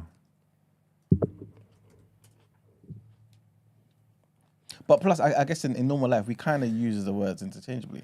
Yes, you can grow talent. While talent is often seen as something that people are born with, it is also possible to develop and improve your talents through practice, training, and dedication. So the skill... The skill aids you in... Oh, sorry, y'all. Your skills aid you in growing your talent, improving your talent, developing your talent. But they also say that it's harder to improve talent, right? But it's easier to destroy talent. I heard that. Really? Yeah. As in to not utilize it or to... And to even destroy it. So if you put them in the wrong environment, you potentially, that God-given ability just fades and does not... Yeah. You know what I'm saying? But in the right environment, yes, you can nurture it and stuff, but it's harder to develop. And so I think this is where the skills come into it. I never practiced at putting words together, you know. Yeah, I didn't know I could even do that, if that makes sense. It's something that I just done. And where at a time in my life, it was something that was new for us. There was nothing to compare it to. I had to throw against the wall, so what stick. You get me? And there's literally people's reaction to me and giving me that confirmation that let me know I could do something to a high level. I didn't plan it. I ain't never had no dreams of being a musician as a kid and all these kind of things or whatever. It's something that just happened. I didn't know I could do that to that level. You get me? There's nothing I could have practiced or thing to work on it. Like, you know what I'm trying to say? I could just do it. Just God given. All right, Messi. So I could probably drop you in a different environment. Let's say not on a desert island, but in a jungle somewhere, and you can survive off the back of the talent that you have. Is that what you're asking me? No, I believe that can happen. Okay, yeah. So when Emmanuel said that if you don't nurture it, you will lose it. I don't know if you will lose it. I mean, it might be rusty because you're not in the forums in which it is that you can see it working or have to basically deploy it. But what I don't talent? know if you lose it. What talent are you saying would survive? Survival, hustling. Yeah, but in that foreign environment, would he not be using that talent? Yeah. So No, it's but I being didn't nurtured. say that to talk to your point. I said that because of what he said. And I came back to your point where you said that if it isn't nurtured, you can lose it. I don't know if you can lose it. It might not be. It might not be optimum. It might not be optimum, but if you got it, you got it. Yeah. Once you're plucked out and you're forced to, it's like riding a bike. Yeah. The muscle memory thing. Yeah, just yeah, muscle memory. snap Okay. straight back. Yeah, yeah. Before we quickly move on, let me just ask you guys quickly this, before we move on to like mentorship and environment quickly. Floyd Mayweather, talent or skill? Both. Or work ethic? What is that? all three of How do you interpret him and his greatness? Use Tyson instead. Why Tyson? Why? Because in my head, I don't know what he's a youth or whatnot. Like a boxing coach spotted him and his ability to do certain things. They're like, ooh, if honed well, I could turn you into a monster. Yeah. Because But how then- he used to move when I saw him like practicing and whatnot, that was crazy. Yeah, he's, I would say both of them's talent. I would say both of them's God-given talent because obviously you can work on it and you can do it, but there's boxing trainers and coaches all around the world. You've watched Mayweather fight enough times and you can teach someone a thing. Teaching them that doesn't make you Mayweather. Watching him in action, you can practice that all you want. You ain't Mayweather, or there'll be another one now. Do you know what I'm trying to say? Like he's different, and it's the same with Tyson. You can't teach that, like what these men have got. Like you know what I'm trying to say? Like, and obviously, like technically you can, but it's not gonna. If it was, then we'd have another carbon. If you could just not gonna teach be the it, same, we'd have a man. carbon copy of it. Because why wouldn't you want to be Tyson or Mayweather? You there's get what I mean? never going to be another Tyson. There's never going to be another Mayweather. Mayweather's ability to hit and not be hit is like superior to everyone, really and truly. And some people call him like a defensive fighter, but it's like it's the sweet science, really and truly. 100%. Like for me to punch you in your face, look at you in your face, and move out the way, and you're just swinging for air for God knows however long. And then Tyson itself, you look at his work effort. By like 10 in the morning, 11, he's done like 1,000 sit-ups and like then some. So most people ain't even working out like that. He at was this an age. angry man. Yeah, but that's what I'm saying. An Like, but angry boy. he used that anger to like to win and just determination and They just all go hand in Okay, hand. They've mash got to have man up. work ethic. You've got to 100%. hone those talents for them to reach optimum performance. But again, you don't. They had that. They got that. You know what I'm trying to say? That it's mad still. The work ethic is very much important because having the talent without the hard work ain't gonna get you nowhere. But the beauty of being able to spot talent and then extract it and then hone it, that's why it is you need to always get praise for loons. Because what? What? And that means you can't sleep. You can't sleep. You have to continue holding that. Lose is cold though. Yeah. Lose. oh, Who do you think had more talent though, Floyd or Tyson? And who has more skill then as well?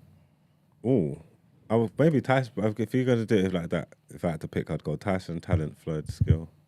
Okay. Only because that's the options you gave me, and I'm on the spots, and that's just what I'm gonna go with.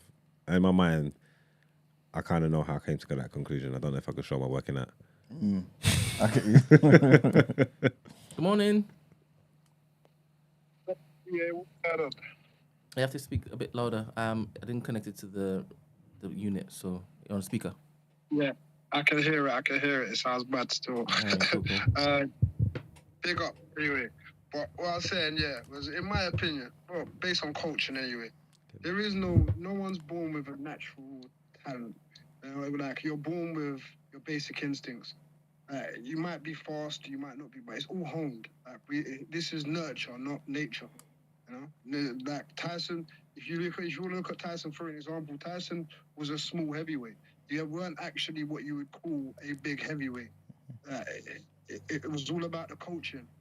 You know? That's why as soon as he lost the coaches that he lost, his talent started to drop off. It weren't nothing to do with him even going to jail. It was more to do with the fact that he lost the coaches that he had. As soon as Kevin Rooney weren't there no more, he was getting beaten up by idiots. He was getting clapped with all sorts of foolish shots. But was that because of his work ethic though, going down? Say that again? Was that because of his work ethic dipping? Yeah, but that comes to the coach, innit? Yeah, so The coach is the one who keeps you on point. The coach is the one who wakes you up in the morning at 4 o'clock for them runs. Is the one who gets you in for your session and gets you focused and keeps you on job. You know, as soon as he had lesser coaches, he suffered. And he suffered So are you saying Tyson wasn't born with no talent? As soon as Kevin Rooney left him. Are you saying Tyson wasn't born with no talent then? No, I'm saying that he was taught. You know, like no one's born with talent. We're taught. So why don't we just taught more people to be like Tyson then? Nurturing is you're nurtured to be what you are. How come? And my question to you is, how come we haven't taught bare people to be like Tyson? Oh, there is. Like, look at Wilder. Wilder's got a better knockout ratio than Mike Tyson. What? You're talking nonsense now. Because forget knockout ratio. We're talking about talent. Wilder couldn't tie Tyson's boots for talent. You're talking about boxing ability. So it's a talent. To be able to box is not the same thing. It's a talent for someone to find it and see something in him and then hone it. He had to have something there, innit? So yeah, of course, the skill's gonna come into it and the trainer's gonna come into it and they're gonna hone, but they're honing his talents, bro. From scratch, from rawness, both of them, no training. Wilder and Tyson's chalk and cheese. Oh, I don't deny it. Yeah, so Mark, if what you were saying was correct, how come we haven't taught more people to be like Tyson? Because why wouldn't you? Oh no, we have. The style is not dead. There's plenty of people who use Tyson's style. There's plenty of baby Tysons all around the place. Where? All around. Okay. Imagine everywhere. Everywhere, baby. Names, bro. Names. Bro, the style hasn't died. It's the Gus D'Amato style. Okay. No, but the effectiveness of the style. Who's used that style to become a world champion, like Tyson today? Who's done that? No, but you're missing the point. It doesn't matter whether or not I'm moving the someone else goalpost. used the style in the same manner. It matters whether or not the style still exists. That wasn't Tyson's style. Tyson didn't come up with that. He's coached it. Yeah, but he's what we're trying to say is that like D'Amato gave Tyson something to work with, but Tyson came to the gym with something.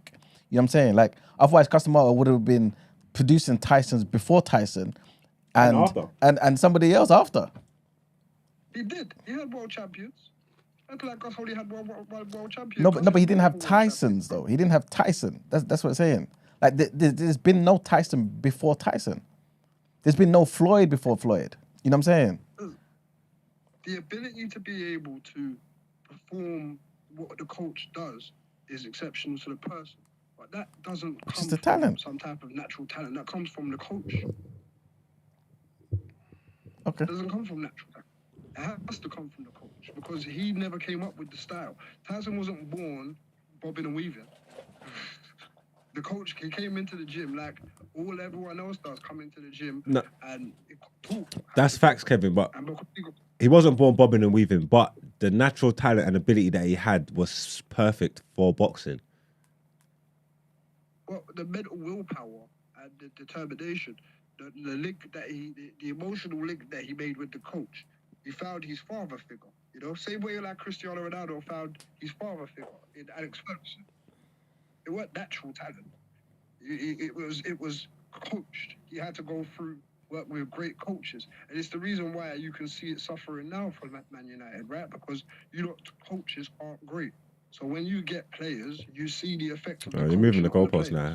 Lock him off, yeah. man. I don't know what we're talking about. How we get onto Man United? What are you talking about? Who are you talking to? I hear what you're saying to a point where like the coach homes certain players on that, but like you can't say Tyson didn't come to the gym with some kind of talent. That's crazy. Like he had something there to work with. Like everyone else, man. Do you think other 12, 13-year-old boy, Kevin, the coach put his arm around him, and because the coach put his arm around him in a certain way, he responded well to the coach. And because of it, he got great fighters. When you go and look at coaches who he's worked with, the coaches have a record of show and tell. This is why it weren't replicated by other people. Otherwise, he would have carried on being the same champion all the way throughout his career. No, but Kevin, talent would have been the prevailing thing, right? Kevin, Tyson was like what, no more than 5'11", yeah. Like, yeah, exactly. And like you Small said, yeah, heavyweight. it's very, very was small. perfect to talk Exactly, it was a small heavyweight, yeah. Do you feel like D'Amato could have made another Tyson, another person who walks in the gym, 5'11", yeah, off the street, and made another Tyson?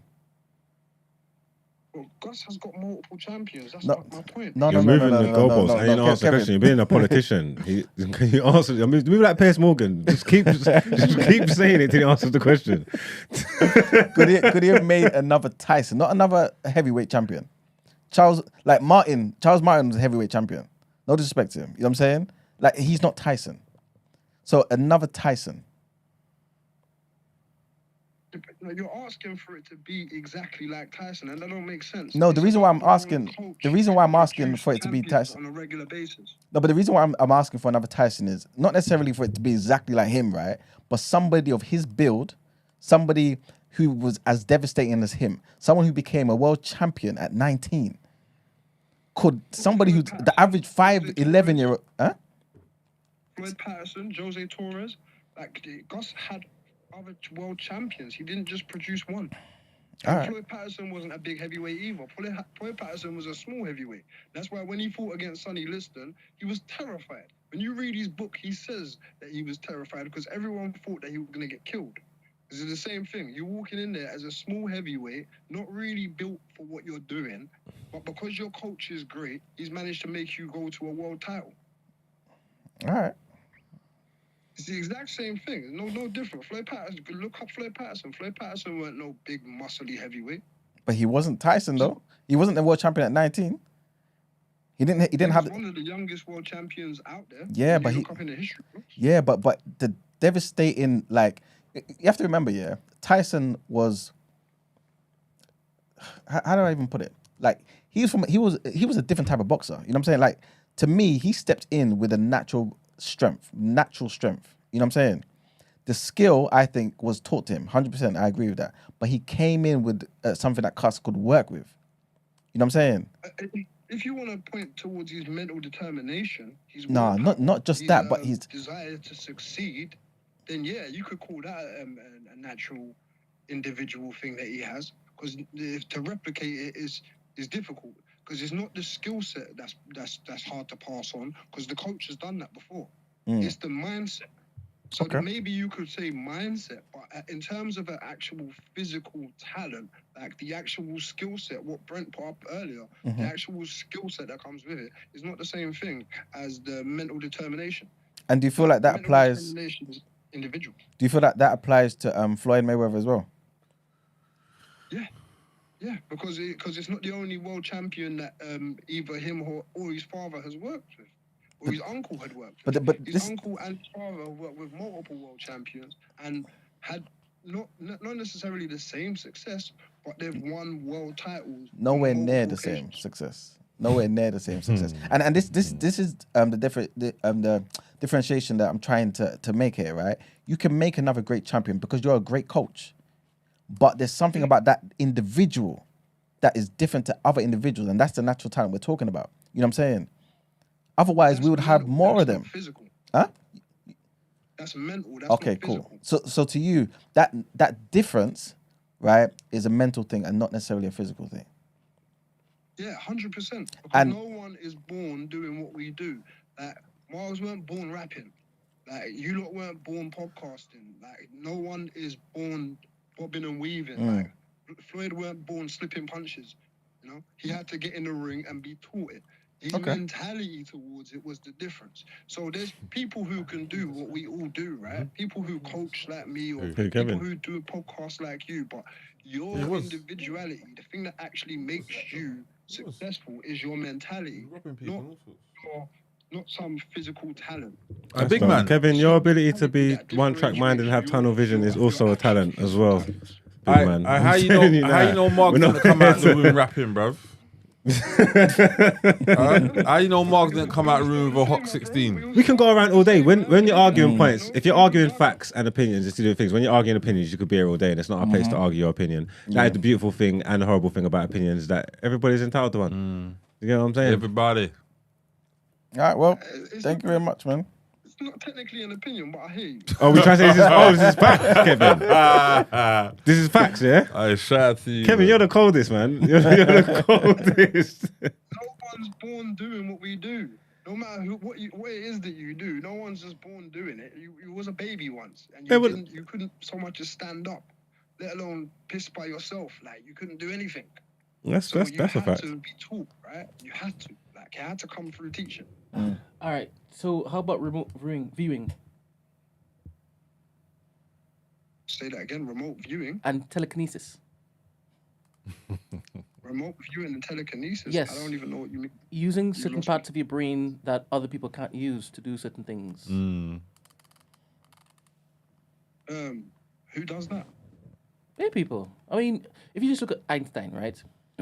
His IQ is different level. I don't think he learned that.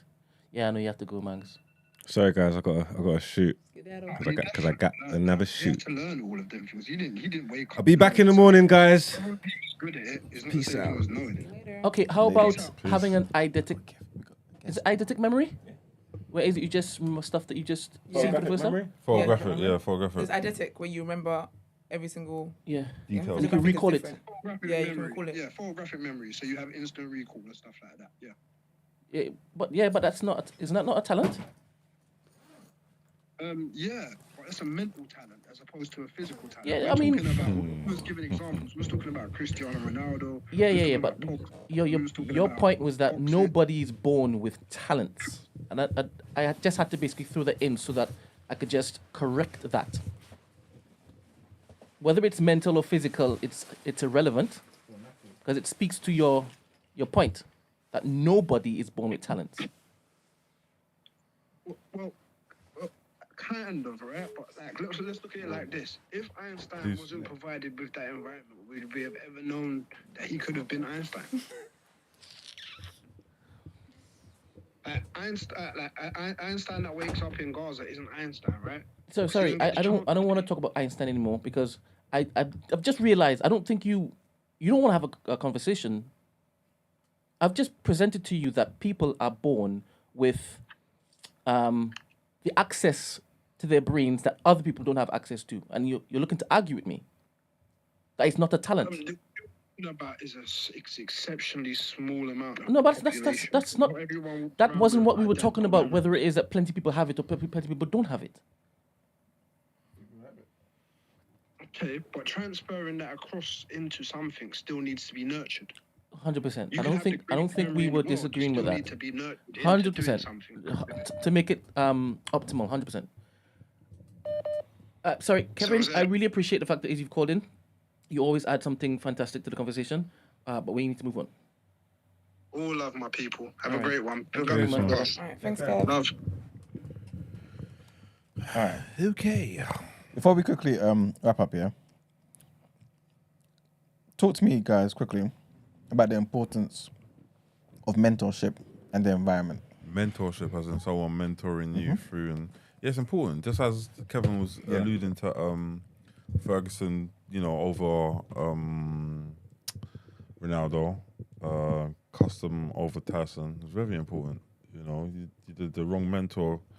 Could have, we might not have Ronaldo now if it weren't for Fergie. We might not have Tyson if it weren't for custom. So, so important. Good morning. Quick one, please. Quick one, please. Morning cooler.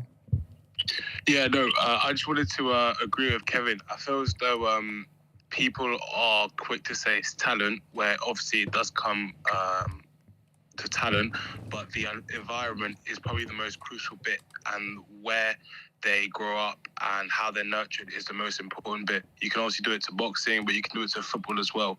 So, for example, Margs mentioned Messi as a kid, but you don't mention the fact that he grew up in the best academy in the world at the time, and he got nurtured by arguably the greatest manager by the time, for example. Same way Mike Tyson got coached by one of the greatest coaches in Gus D'Amato, things like that.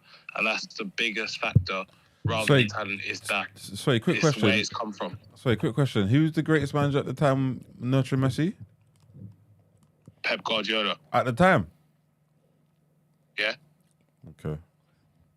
Sorry, to rewind back to the first sentence when you said you agree with Kevin. He said that nobody's born with talent. Do you agree with that? Because you moved the No, goalpost. there. no, but it's not that no one's born. It's that talent, everyone has it. So you see how there was like, oh, why is there another Tyson, or there is another like Messi, things like that. But they just don't have the fact that they're not at Barcelona as a youngster, or they're not coached by the best. Sorry. Stop. We're going too far. Let's go back to the initial sentence. Kevin said nobody's born with talent. Do you agree with that? Yeah.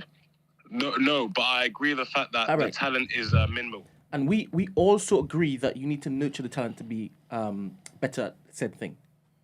We had a whole discussion. I'm not sure if it is that you've been listening.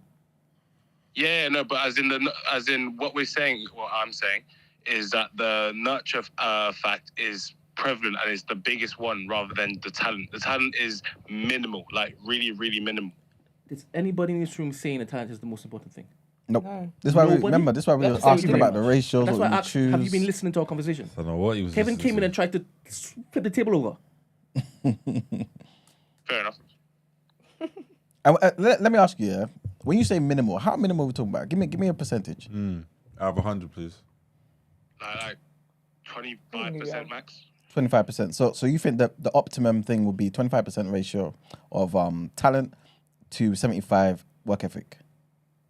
No. There's a mixture of things, but the talent. No, that out of you those guys two, are though. hyping about is 20%, 25%. Yeah. I gave everyone in the room a scenario where it was just like work ethic and talent and what you would choose, right, to better aid you along your journey to success, right? What would you choose for yourself? Work ethic like 90%. And talent 10%. See? Yeah. Okay, cool. Interesting. All right. Appreciate it, man. Yeah. Have you called him before? What's your name? Yes, he has. Frenchie. Oh, is it Frenchie? Yeah. Okay, big up, man. We heard from you in a while, man. Yeah. I've been working. Okay. Thank you for calling, man. Thank you all the time. No. Later. Thank you. Bye. All right. So, quick one. Mentorship, guys. Do you kind of just see that the same as just a coach, pretty much? Yeah, but I think it is possible to still develop your talent and stuff like that without a coach. It just might take longer.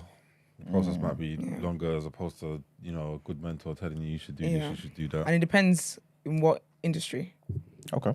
Like sports-wise, I can imagine having a coach definitely helps, but if it's something else, Music and... yeah, stuff that's artsy, I You could really don't... be born with perfect pitch. Huh? Like you could really be born with perfect pitch. What do you mean perfect pitch? Singing perfect. That's singing, Okay. yeah. Yeah. Or can you be born with it? You say? can. You can be. Yeah. So you wouldn't need a coach to...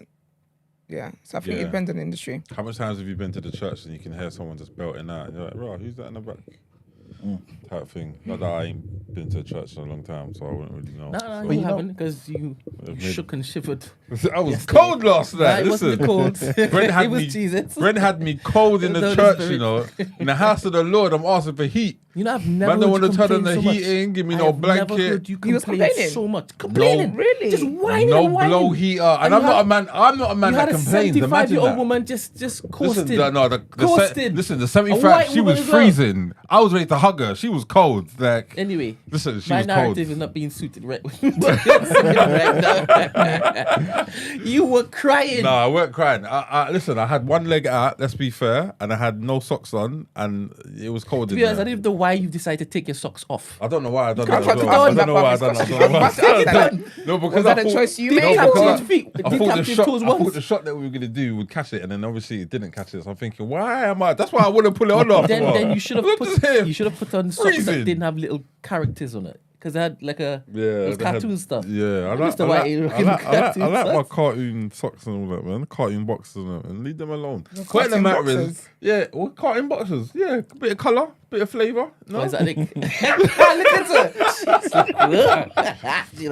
all I'm saying, Brent had me out there freezing. I weren't the only one. Do you know what That I is mean? so funny, But you man. were the most I vocal weren't. about it. Yeah, but I'd like to be vocal about most things, innit? As I said, yesterday was Moscow, and that was the word, Moscow. I don't know. I didn't even feel none of that. You know? Yeah, brother, you were in a t-shirt. You were cold. I was cold for you. I was looking at you. I was I like, I was wasn't. for you. I wasn't. you was cold, bro. Really? You're from, Aye, I was cold. you're from I was the freezing. you're Moscow. from the hot islands and all that, man. You were definitely cold, Yeah, man. definitely. You're cold. It's alright, man. It's cool. I'm glad we sorted this out. Ben, a quick thing, yeah. You mentioned about the perfect pitch thing, yeah. Yes. And Rich was talking about people in church, there's no coach or whatever. Yeah. When somebody finds their talent, especially a talent like that, right, where they can just sing, doesn't them just singing in the shower and singing whenever the opportunity, equal to practice? Yeah, I mean, Yeah, kind of. You, Yeah, You know what I'm saying? you're but they're utilizing using vocal it. cords. Yeah. But that doesn't mean that But they're you using can it. just though. approach any style, genre, without knowing it. You still have to basically be taught that. Taught what? Or you can be self-taught, be taught by others, but vocal coach coming on board and then honing that, 100% it will make it better. 100%. Okay. Because you're still like a baby in that particular world. Yes, you have this, but how can I use this? How can I utilize this? How can it be most effective? Where can it be most effective? All right. Well, guys, I think we touched on that, man. Big up the listener that recommended that. That was a very, very good conversation. Big up. So because you're warm now, just making noise. Whining. I was not Like a whining Don't man. listen to this guy. Brent, you are lying, Whining man. Listen, don't be as bad as Marks, man. Marks is a No, bad liar. remember there were man. Do you know times what where I mean? I just bit my tongue because I don't want to talk to I you was where I not wanted to talk to you. whining. I was not whining. And the thing is, when you start doing it, the others would just join in. Really? That's because they wanted to say something. See, I was the man that was speaking for them, the people's man. Do you know You're what I fighting for mean? the people. Yeah, I was fighting for the people. Everyone was just At and a they were- job. You know what? I got there. There was about everyone was outside. I was like, "Why are you not inside?" They go, "I've been trying to get in." I called Brent. Brent, open the door. These are out there freezing. Like they're out there for time. These times Brent's been there an hour already. I'm like, right, Wait. exactly. Wait, what do you think has just happened? I don't understand why you look at me like that. What do you think has Freezing, just you happened? know. Outside is cold. Every single last one of them had my number. Moscow. None of them Oh, none of them decided called to him? call me. So do I know they're Oh. outside? They got the day. They that were knocking. deserved They it. said they were knocking the door. They were trying Yeah, to. but you have my number. So if you try all these things, But you you easiest way knock to the get through door. to If I me. knock your door, why are you not answering? And we're meant to be coming. But when here. I get here and I knock on the door and I don't get an answer, I text or ring Brent and say, "Hi, I'm outside." as soon as I So got if you, there, because I have There's his number. 3 white people that they don't know each other, and then they see a black man, and the black man say, "Yeah, I don't want to call Brent." They're probably wondering, "Is Brent black? No, one of them thought I was you for a second. Oh yeah. Which one?" The security guy. We said, "Hello, Brent." There were 2. No, there No, was the only first one was. Oh Oh my god! the director. I wanted to cuss that guy out. I wanted to cuss that guy out. For anyone watching and you don't know what's going on, neither do I. On another day, he gets kicked off set. Serious. I was thinking, look, What, brother? Why are you talking so much? I want to open my mouth to say it, my friend. Do you want to direct it? Yeah, like let me hear it. Take the script, take the notes, take everything. Like in my mind, I'm always like open to listening and stuff, but there's a time and place for it. Yeah, and for real. obviously, like small projects, cool. That you can have your little say. Big man, you gotta go home, bro. Do you think he cared that you were about to show him? He's seen it. No, Yeah, I don't think. exactly. That Exactly. guy was saying to him, "Hey, Richard, do it wrong. Maybe do this." You were doing Insane. it like we wanted you to No, do but it. that's why I thought he ain't seen it. So let me give him like. No, I clocked he had. I clocked he had. He hadn't seen it. Of course he did. Of course he did. No, he had- Yeah, are you he sure? did. No, 100% sorry. He's seen Nah, I it, don't man. believe it, man. I don't believe it. Then why would you like if you are asking me to do if the director and the producer are asking me to do something a certain way, some Billy no mates out of nowhere says, "Hey, I think you should do it another way, fella." But Okay, I'm like, what? my man told me, it looks a bit overexposed. You don't know what's on my camera. Can You you don't imagine? know what's on my He said, camera. at one point he goes, "Yeah, you what imagine? number is it up there?" Brett was like, "Wait, what? What do you mean?" He goes, "Yeah, what the number My of the friend, let me lighting?" control the lighting exposure on my end. I said to myself, "Brother, are you filming the thing? Are you here to work? goodness. Like, what are you?" And the What, thing what is, was I'm- his role in all of this? He was just meant to be a supposed to security guard. stand there and pull a gun. Yeah, That's it. Say No nothing. lines. No lines. Yet he said the most. That's The crazy. most. Lines. That's crazy. That's wild. None. You know how funny it was? I wanted to burst out laughing, but I didn't want to be rude. And in my mind, I'm saying, "Why are you doing this? See, Like, what are you?" If I had done That's what so I funny. wanted to do, he would leave. He I- would leave I- because he would Yeah. have been offended. Yeah, Just that I tried my best. I even said, "How was that? Is that good?" You know what it is? Yeah, That's all that matters. we even shot it one of his ways, just so You can shut up. Something like, oh, did you like that?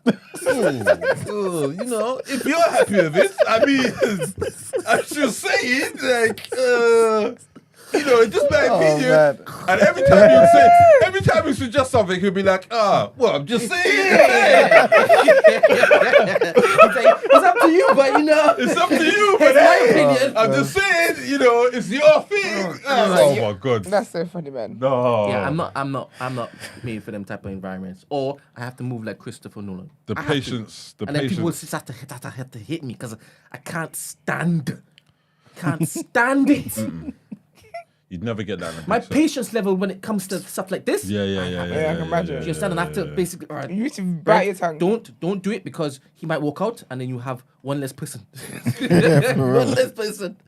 Oh, To be fair to him, he pulled the gun. Well, Yeah, not like yeah, that. one job. I'll be other honest. guy. I'll be honest. He could have done all of that and pulled him shit. You can't do where's all the of gun that now? and then Hold not do what I'm you're meant to telling do. you. The I'm other guy, telling though. you. This is the other guy who's like, it was the worst Where you finding thing people? I've seen in life. Where you finding these people? And he was doing all the talking before you know. Oh my goodness. Another talker. There's always one. There's always one. oh, Damn shame, I'll man. never forget that. I said, what kind of flop Why is don't you this? laugh? That's why I like the other guy, right? Because all he had to do was get shot and sit down. Yeah, You yeah. understand? But he still wanted to get that right. And like I was saying to Brent, I was saying, yo, this guy doesn't seem interested. Like he's just sitting over No, he's there. waiting for it. No. But he was right. Yeah, he was just yeah, waiting for his Yeah. moment. Yeah. And And he delivered. he Yeah. delivered. Yeah, but that's Love that. he even done the whole stunt, man. Didn't expect this. Yeah. I'm like, that Oh, guy man. there. him. Exactly. Yeah, but that That's other... so funny, man. There's some characters on set, you know. Nah, yeah. Hey. Ray Bus like makes me laugh so much because when he did the first part, right, and then he looked up and he delivered that last line. You know when you put your voice like Batman. Yeah. loves doing that. Yeah, the Batman thing. Loves doing that. I think that's the new thing at the minute. For a few different people. That's So guys who are listening, who don't know Sorry. what You we're will talking get about, context Yeah, it's gonna soon. make sense soon, man. man. Know what But I'm do you know saying? how you get the context? You got to keep liking the videos, man. Yeah, for real. For You real. got to keep liking the videos, subscribe to the channel, all that great stuff, and you will be the first ones to get all the context that is needed. And that's a fact. Okay? Fact, Sure. fact. But yeah, man. Is that it? Let's Let's move get into our on. next headlines.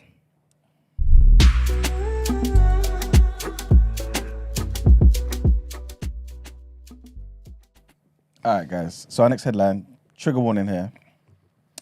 Hamas has denied refusing an offer of fuel from Israel for Gaza's biggest hospital, which the World Health Organization says is not functioning due to bombing and gunfire. The Al-Shifa hospital's last generator ran out of fuel at the weekend, leading to the deaths of 3 premature babies and 9 other patients. This is according to the Hamas-run Gaza Health Ministry. Israel's military said that it had coordinated the delivery of 300 litres, which is 79 gallons of fuel, with hospital officials, but claimed that Hamas prevented the hospital from receiving it. Hamas denied the claim, saying in a statement, the offer belittles the pain and suffering of the patients who are trapped inside without water, without food or electricity. This quantity is not enough to operate hospital generators for more than 30 minutes. Israel has claimed that Hamas control center is situated under the hospital, which both medical staff at the hospital and Hamas have repeatedly denied. A second hospital in Gaza, Al-Quds, closed to new patients on Sunday as well. So that's obviously exacerbated the situation. 3 UN agencies have expressed horror at the situation facing Gaza's hospitals, saying that they had recorded at least 137 attacks on healthcare facilities in 36 days, resulting in 521 deaths and 686 injuries. Next headline, the Archbishop of Canterbury has called for a ceasefire in the war between Israel and Hamas, saying that the scale of civilian deaths and humanitarian catastrophe in Gaza could not be morally justified. He went on to say that the killing must stop, and he added that the call for a ceasefire was a moral cry. In his opening address to the Church of England Synod meeting in London, Welby said, "As a religious leader, I can say that the killing of so many civilians, the extensive damage of civilian infrastructure cannot be morally justified. I do not have military or political answers to the crisis. I do not speak from those perspectives, but the call for a ceasefire is a moral cry that we are hearing from people of many faiths and none. Our common humanity must find another way to achieve justice, security, and peaceful coexistence for Israelis and Palestinians from now and for the future. In Christ's name, we cry out from our hearts, no more. The killing must stop.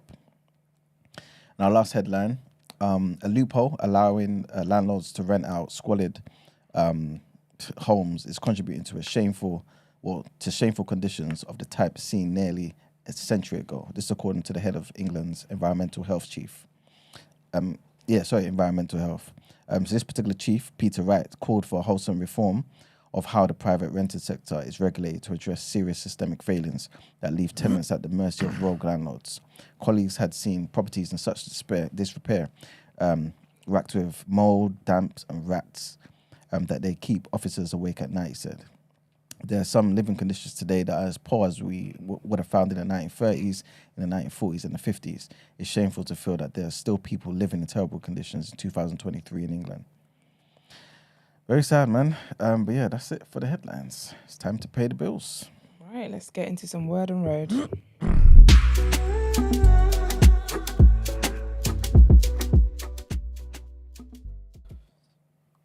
I don't really have much news from the UK because obviously we had more pressing matters on our political side of life.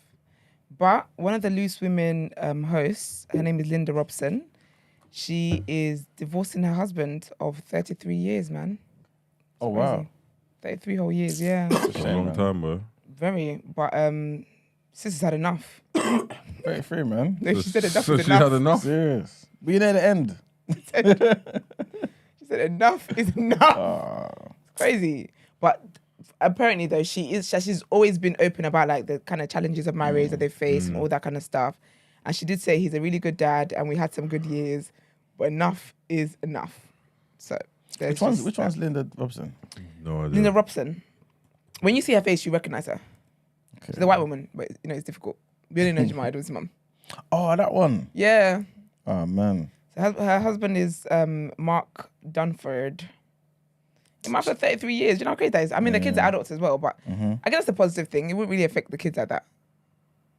I feel like when you're anyway, yeah, it wouldn't really affect them like that kind of thing. So, but yeah, man. But she said she's got her family and her kids around her, and she's going on a cruise in November. Well, this month. She's keeping busy. She feels fine, and yeah, man, she's going on trips and just carrying on with life. And in terms of dating, she said she's not interested in dating, honestly, and she just can't be asked of all of that. So sister just wanted to live her life, man. She's 63. Wow. 63. No, she's 65. Sorry, 65. She gotta go get a young man. And he's 63. So, They yeah, do man. well, though. 33 years. 33 years is a big, man. 33 years is a big, big, big. But all the best all parties involved, as you guys know. Divorce is sad, but it is what it is at these times. Noah Schnapp. Do you guys ever watch Stranger Things? Yeah. Nah, I haven't seen a few episodes. Yeah, I've seen. He's on Stranger Things. He's one of the boys on Stranger Things. He's not the one that always does the victim. That boy was, I was like, how many times? Oh, what? No, he is the victim. He is the victim. He's the one that kept getting dragged to the upside down as having stupid dreaming dreams. Yeah, him. So Noah Schnapp. So basically, he is being cooked for. So he was on his Instagram story or whatnot, and basically there's a sticker that said Zionism is sexy. That's him. Wow. Zionism is sexy, and another one said Hamas is ISIS. And he was just there with his friends, joking about the place, playing with the stickers and all that kind of stuff. And so yeah, man, he's getting cooked. But I did want to read what he posted. So because he's Jewish. He's a Jewish guy. And so on 11th of October, he did post on his Instagram saying, as a Jewish American, I am afraid for my brothers and sisters in Israel who have been senselessly attacked by Hamas. I am truly heartbroken to see the brutal murders of innocent children, women and soldiers fighting to defend themselves. I, like others, want peace for both Palestinians and Israelis. Let's stop the rhetoric and choosing sides. Instead, we must recognize that we are all on the side of the fight against terrorism. Choose humanity over violence. They talk about like reposting a picture of a young innocent girl whose life was taken by Hamas. And people in his comments were basically saying, no one cares, free Palestine. Also said she deserves that. Every Israeli terrorist deserves that. Free Palestine. And he said he's outraged by the justification and celebration of the death of a young girl's life. He says that people lost their minds. This is one example of many posts, rallies and petitions being signed in attempt to justify the brutality, this, that, and the other. And yeah, he also noticed a silence in social media like never before. The same people who love to jump on fashionable causes like supporting Ukraine and combating climate change have chillingly been quiet. And Jewish people are seeing your silence and they won't forget it. Yeah, so he says all of that stuff. So obviously him posting, I mean, he made it clear, you know, what side is on.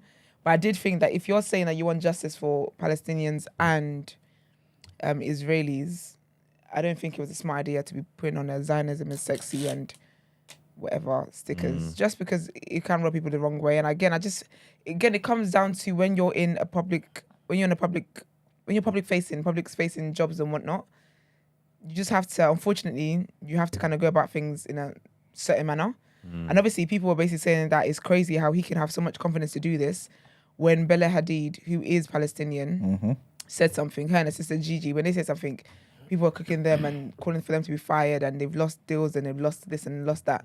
But then here he is with Zionism is sexy and Hamas is ISIS and no one is saying anything for him taking a stance. Just goes to show you, innit? Do you know what I mean? So, it's all crazy, man. There's been a lot going on. The Americans, there's a lot going on over there. But anyway, so Tamar Braxton had a show over the weekend. I think it was on Friday or something like that anyway, over the weekend. And she's on tour at the moment. And Chrisean Rock was there, right? So Tamar had actually invited her to come to the show, come down to the show and whatnot. Now Tamar is denying that she invited Chrisean to come and perform, because there's a video that's basically gone viral of Chrisean performing on stage and Tamar's there and whatever. It's a cute little moment, blah blah blah blah. But what's turned all of this left is that allegedly there was a fight. There's a guy called James Wright Chanel. And he is one of Tamar's singers, I believe. And essentially, the reports are saying that Chrisean allegedly punched him up to the point where he is now in hospital and he's actually getting dental work done because of his teeth and whatnot. Wow. Yeah. So basically what they're saying is that Chrisean basically believed that she was the opening act for Tamar's show, but that's not the case. She wasn't the opening act for the show. And then when she got there, apparently she got there late or whatever. And then there was like this whole argument. She was arguing with them and saying them that, no, this is why she was invited to the show, blah, blah, blah. They're like, no accommodations been made for you to perform at all kind of thing. So apparently this is what it was. I mean, she's deleted her social media now, but before she did that, she did tweet saying, you know, if she's disrespected, she said, I don't get disrespectful until you get disrespectful. But also though, Tamar's getting cooked because basically people are saying to Tamar that you just wanted to use that girl for clout. You just wanted to use her to go viral. The sad thing is that obviously it's gone left now. There was a fight and this and other, because Tamar's basically saying that she never invited Chrisean to come and perform. And because she was in Baltimore, she just invited her. She's like, when you're on tour, you invite different people from wherever it is that you're going, kind of thing. So that's all that's going on. Someone's lying. Huh? Is it bottom line? Yeah, so someone's lying. Somebody's lying. Somebody's lying, and the poor man is hurting. So they need to sort that out. Somebody else who may be lying, may or may not be lying, but what's his name? Darius Jackson, who is Keke Palmer's ex, is basically denying all the allegations against him.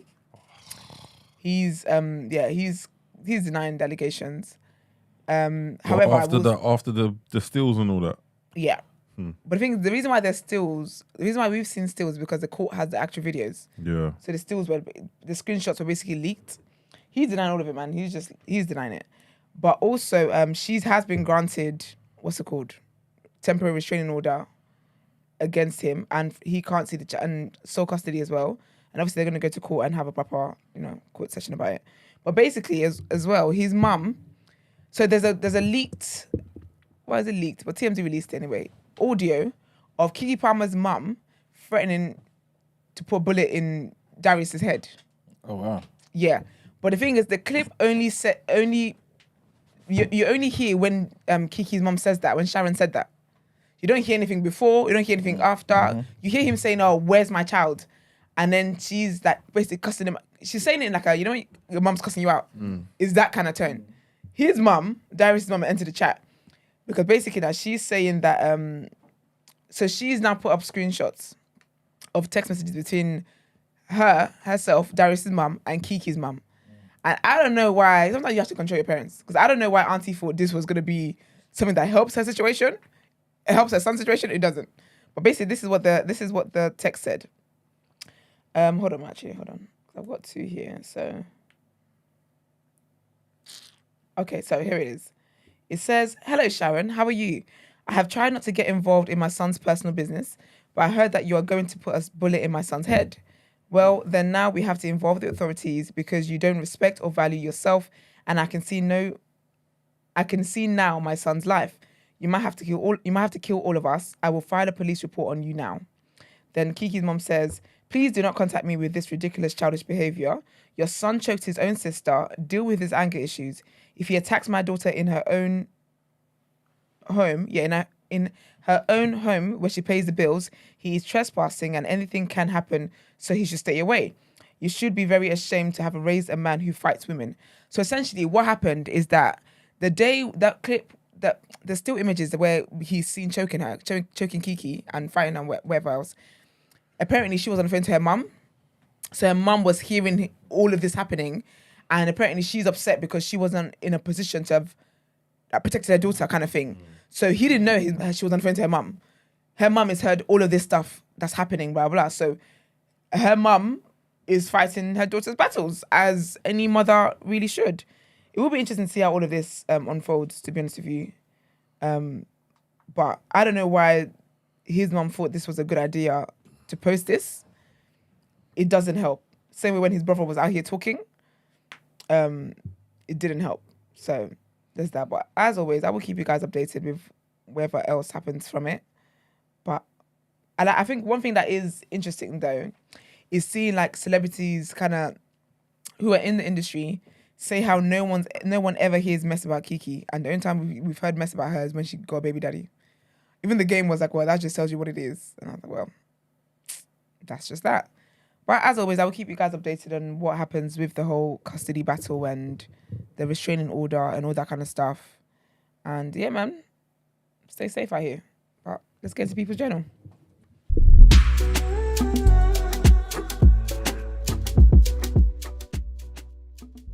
Yeah. Give it to me. All right, people. Welcome to the People's Journal. I'll give you the news from an economic point of view. All right, so I haven't got much to talk about today. First thing I want to quickly mention is the pace of wage growth has eased back. Right, we had a record level last month that we spoke about briefly, but it's eased back a bit. The ONS, which is the Office for National Statistics, reported average wages, excluding bonuses, were 7.7% higher than a year earlier in the 3 months up to September. Right, so that was down from the revised 7.9% level that we spoke about briefly last month. But it still means that wages are still increasing by at least 1%, especially when you factor in inflation as well. So we're still on track to something positive, and hopefully the government can hit their target of halving inflation by the very end of the year. We've only got obviously another month left, but we'll see what happens. Wait, I think is your mic working? I hope so. Can you hear it? Hold on a second. Testing, 1, 2, 3. No, I can't hear it. Oh, that's a shame.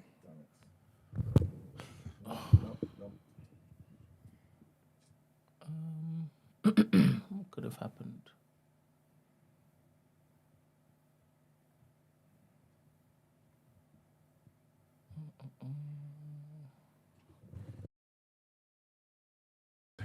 Testing, 1, 2, 3. Try it again. Yep. Is it working? Yeah. All right, people. Welcome to the People's Journal. Back in the news from an economics point of view. All right. I'm gonna start again. So, like I was saying, I don't have much to talk about today. The first thing I did want to mention, though, is the pace of wage growth has eased back from a record level that we spoke about last month. That was registered at 7.9% last month. It's down to 7.7%. This is the average wages, excluding bonuses, right? But it's still higher than a year earlier in the 3 months up to September. So we're doing well, man. We're doing better anyway. And it still means, even though it is lower than last month, that wages are still rising by 1% after taking into consideration the rate of inflation.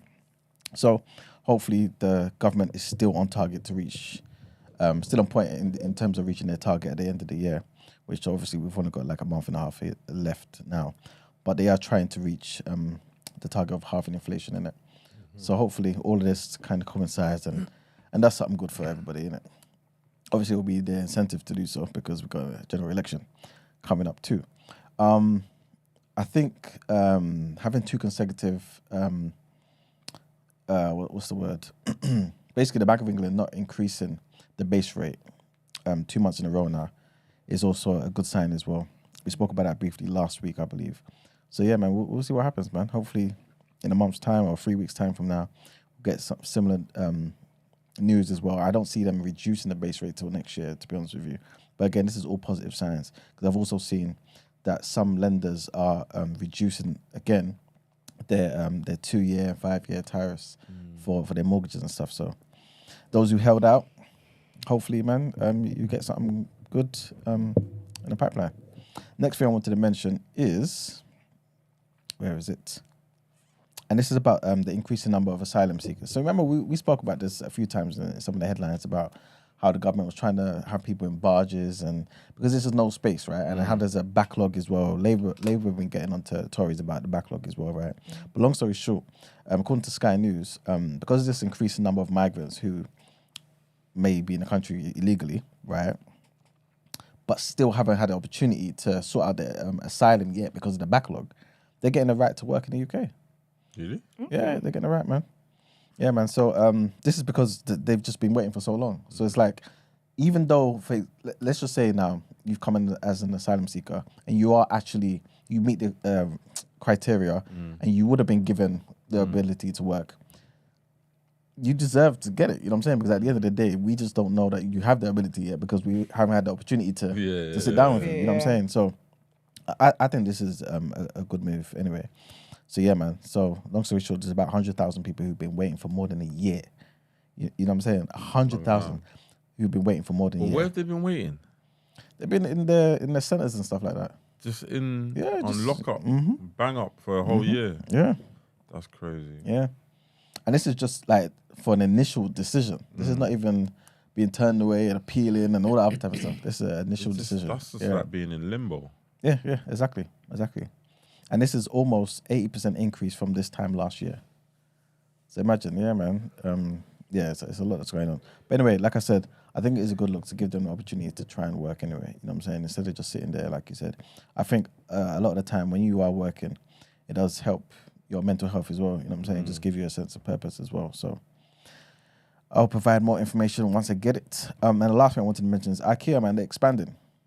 So, really? Yeah, man, they purchased a second UK shopping centre. Where? This is in Bristol. IKEA. So wait, didn't they shut the IKEA. one down in Tottenham? Yes, they did.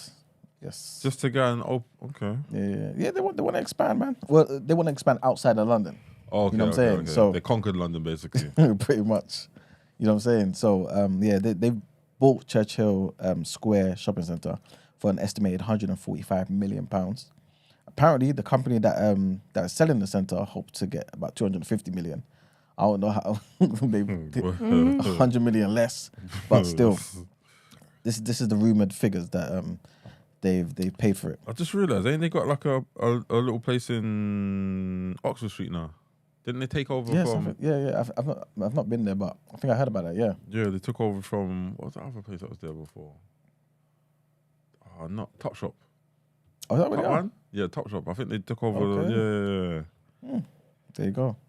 But yeah, man. So they're buying the centre, and apparently there was a Debenhams store within that centre, and that's where they're actually going to set up their IKEA store. So yeah, that's pretty much it. You know, there's not much to the story. Okay. And that's it for the headlines. So that's it for People's Journal. Thank you. Let's get into more headlines then.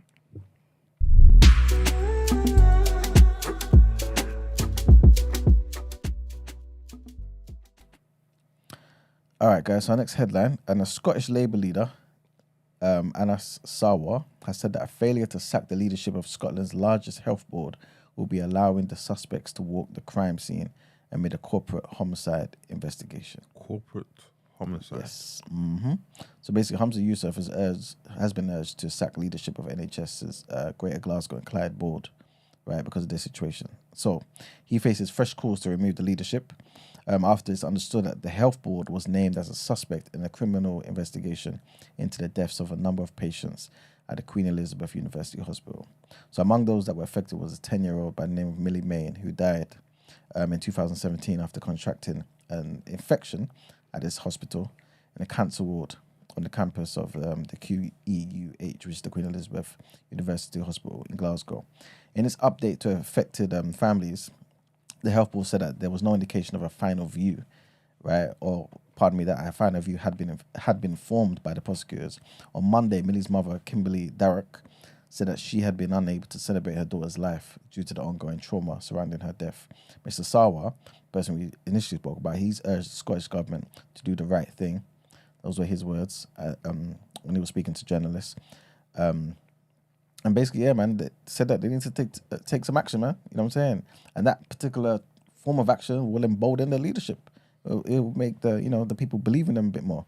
So yeah, man, following the press conference, he also said that I urge Humza Yousaf and Michael Matheson, for once in your life on this issue, do the right thing. Don't allow the suspects to walk the crime scene and give us fresh leadership in the health board. You have taken us backwards in this situation. Next headline, and a man, trigger warning here, guys. A man believed to be sleeping rough in an underpass in Birmingham has suffered potentially life-changing injuries to his face and hands after being set on fire. Imagine. West Midlands police said that the victim, who's aged in his 30s, is in a stable condition in hospital following the shocking attack, which took place after 9:20 a.m. last Tuesday. It's 9:20 in the morning, you know. His bedding was set alight and then piled on top of him near the intersection of Hockley Hill and Bolton Middleway. The police force has released an image of a man who officers want to speak to, who they said was riding an electric scooter in the area at the time. Police statement appealing for witnesses and information said, "We know this image isn't very clear and we are working to find further CCTV opportunities, but we hope that this image may prompt someone to come forward with information." The man is described as white, 5'5", and wearing a white vest, white hoodie, black gloves, grey jogging bottoms, black shoes, and wearing chains. This guy was out here last Tuesday in the cold in a vest. He's a killer. This guy's a Actual maniac. stone cold killer.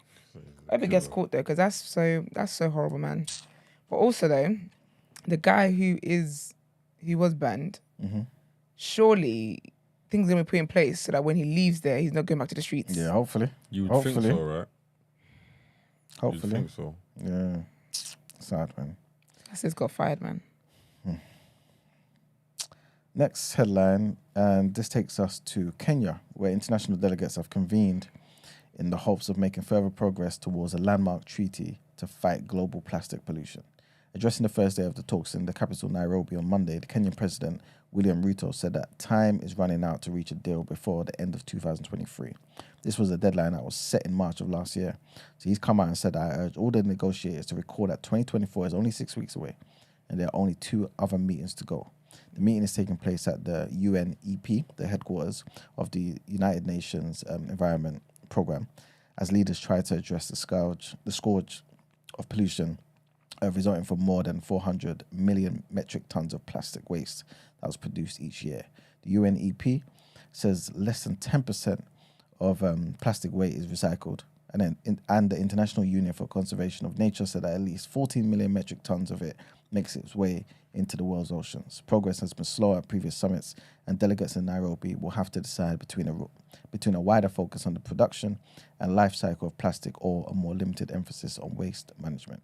Countries such as Kenya have advocated for a firmer and more binding agreement, whereas the powerful plastics industry and petrochemical suppliers such as Saudi Arabia have pushed for a more limited approach. More than 2,000 delegates are attending the meeting, including representatives from the oil and gas industry, environmental organizations, and civil society groups. And that's it for the headlines. Time to pay the bills. Nice, let's get into the reaction.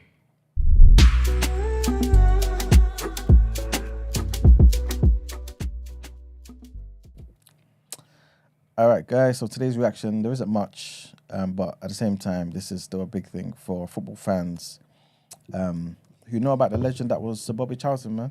You know what I'm saying? So Manchester and the wider world, the wider football world, I should say, and even the world at large, man, they came together to say their final goodbyes to Sir Bobby Charlton yesterday. Fans flocked to Old Trafford and to Manchester Cathedral for a public funeral service to remember Charlton, who died last month at the age of 86. The service was attended by United players, past and present. Other football dignitaries were there as well, and even the Prince of Wales. Charlton will be remembered as arguably the greatest English football player of all time. He was a World Cup winner in 1966 with his country and a winner of 3 league titles, an FA Cup and a European Cup with Manchester United in 1968. However, the eulogies read at his funeral service at Manchester Cathedral all highlighted how the family came first for him. You know what I'm saying? So his grandson, William Balderston, read the last of the tributes and recalled that he was a creative, fantastic storyteller. He would make up what he called jelly and custard tales to entertain and enthrall his younger relatives. He spoke of his depth of gratitude to Charlton and his wife Norma, adding, "They have shown me what devotion really is." You know what I'm saying? Alex Ferguson was there as well, obviously. He was speaking at the service and he said it's a very somber occasion. The speakers did fantastic. Particularly his grandson, he was magnificent. It's not easy to get up there and speak, particularly a person such as his grandfather. But Bobby Charlton was a wonderful, humble man, and I'm at Manchester United because of Bobby Charlton, without doubt. That's sweet. Yeah, man, it's a big up. Sir Bobby Charlton, man, a legend. Big legend. Sad, man, but Yeah. all, heading in that direction, one way or another. He lived a good life, though. Yeah, 86. Yeah. It was impactful. So, I mean, You know what I mean? man survived a plane crash. Mm. It's just very few people can say that and get up and, you know what I mean, keep cracking on. So, shout out to him and his contribution to the country and United more. Yeah. R.I.P. man. Mm-hmm. All right, let's get into our outro. Would you like to, Brent, or? Yeah, I just got a new mouse, so I'm just Trying it out, yeah. yeah. Yeah.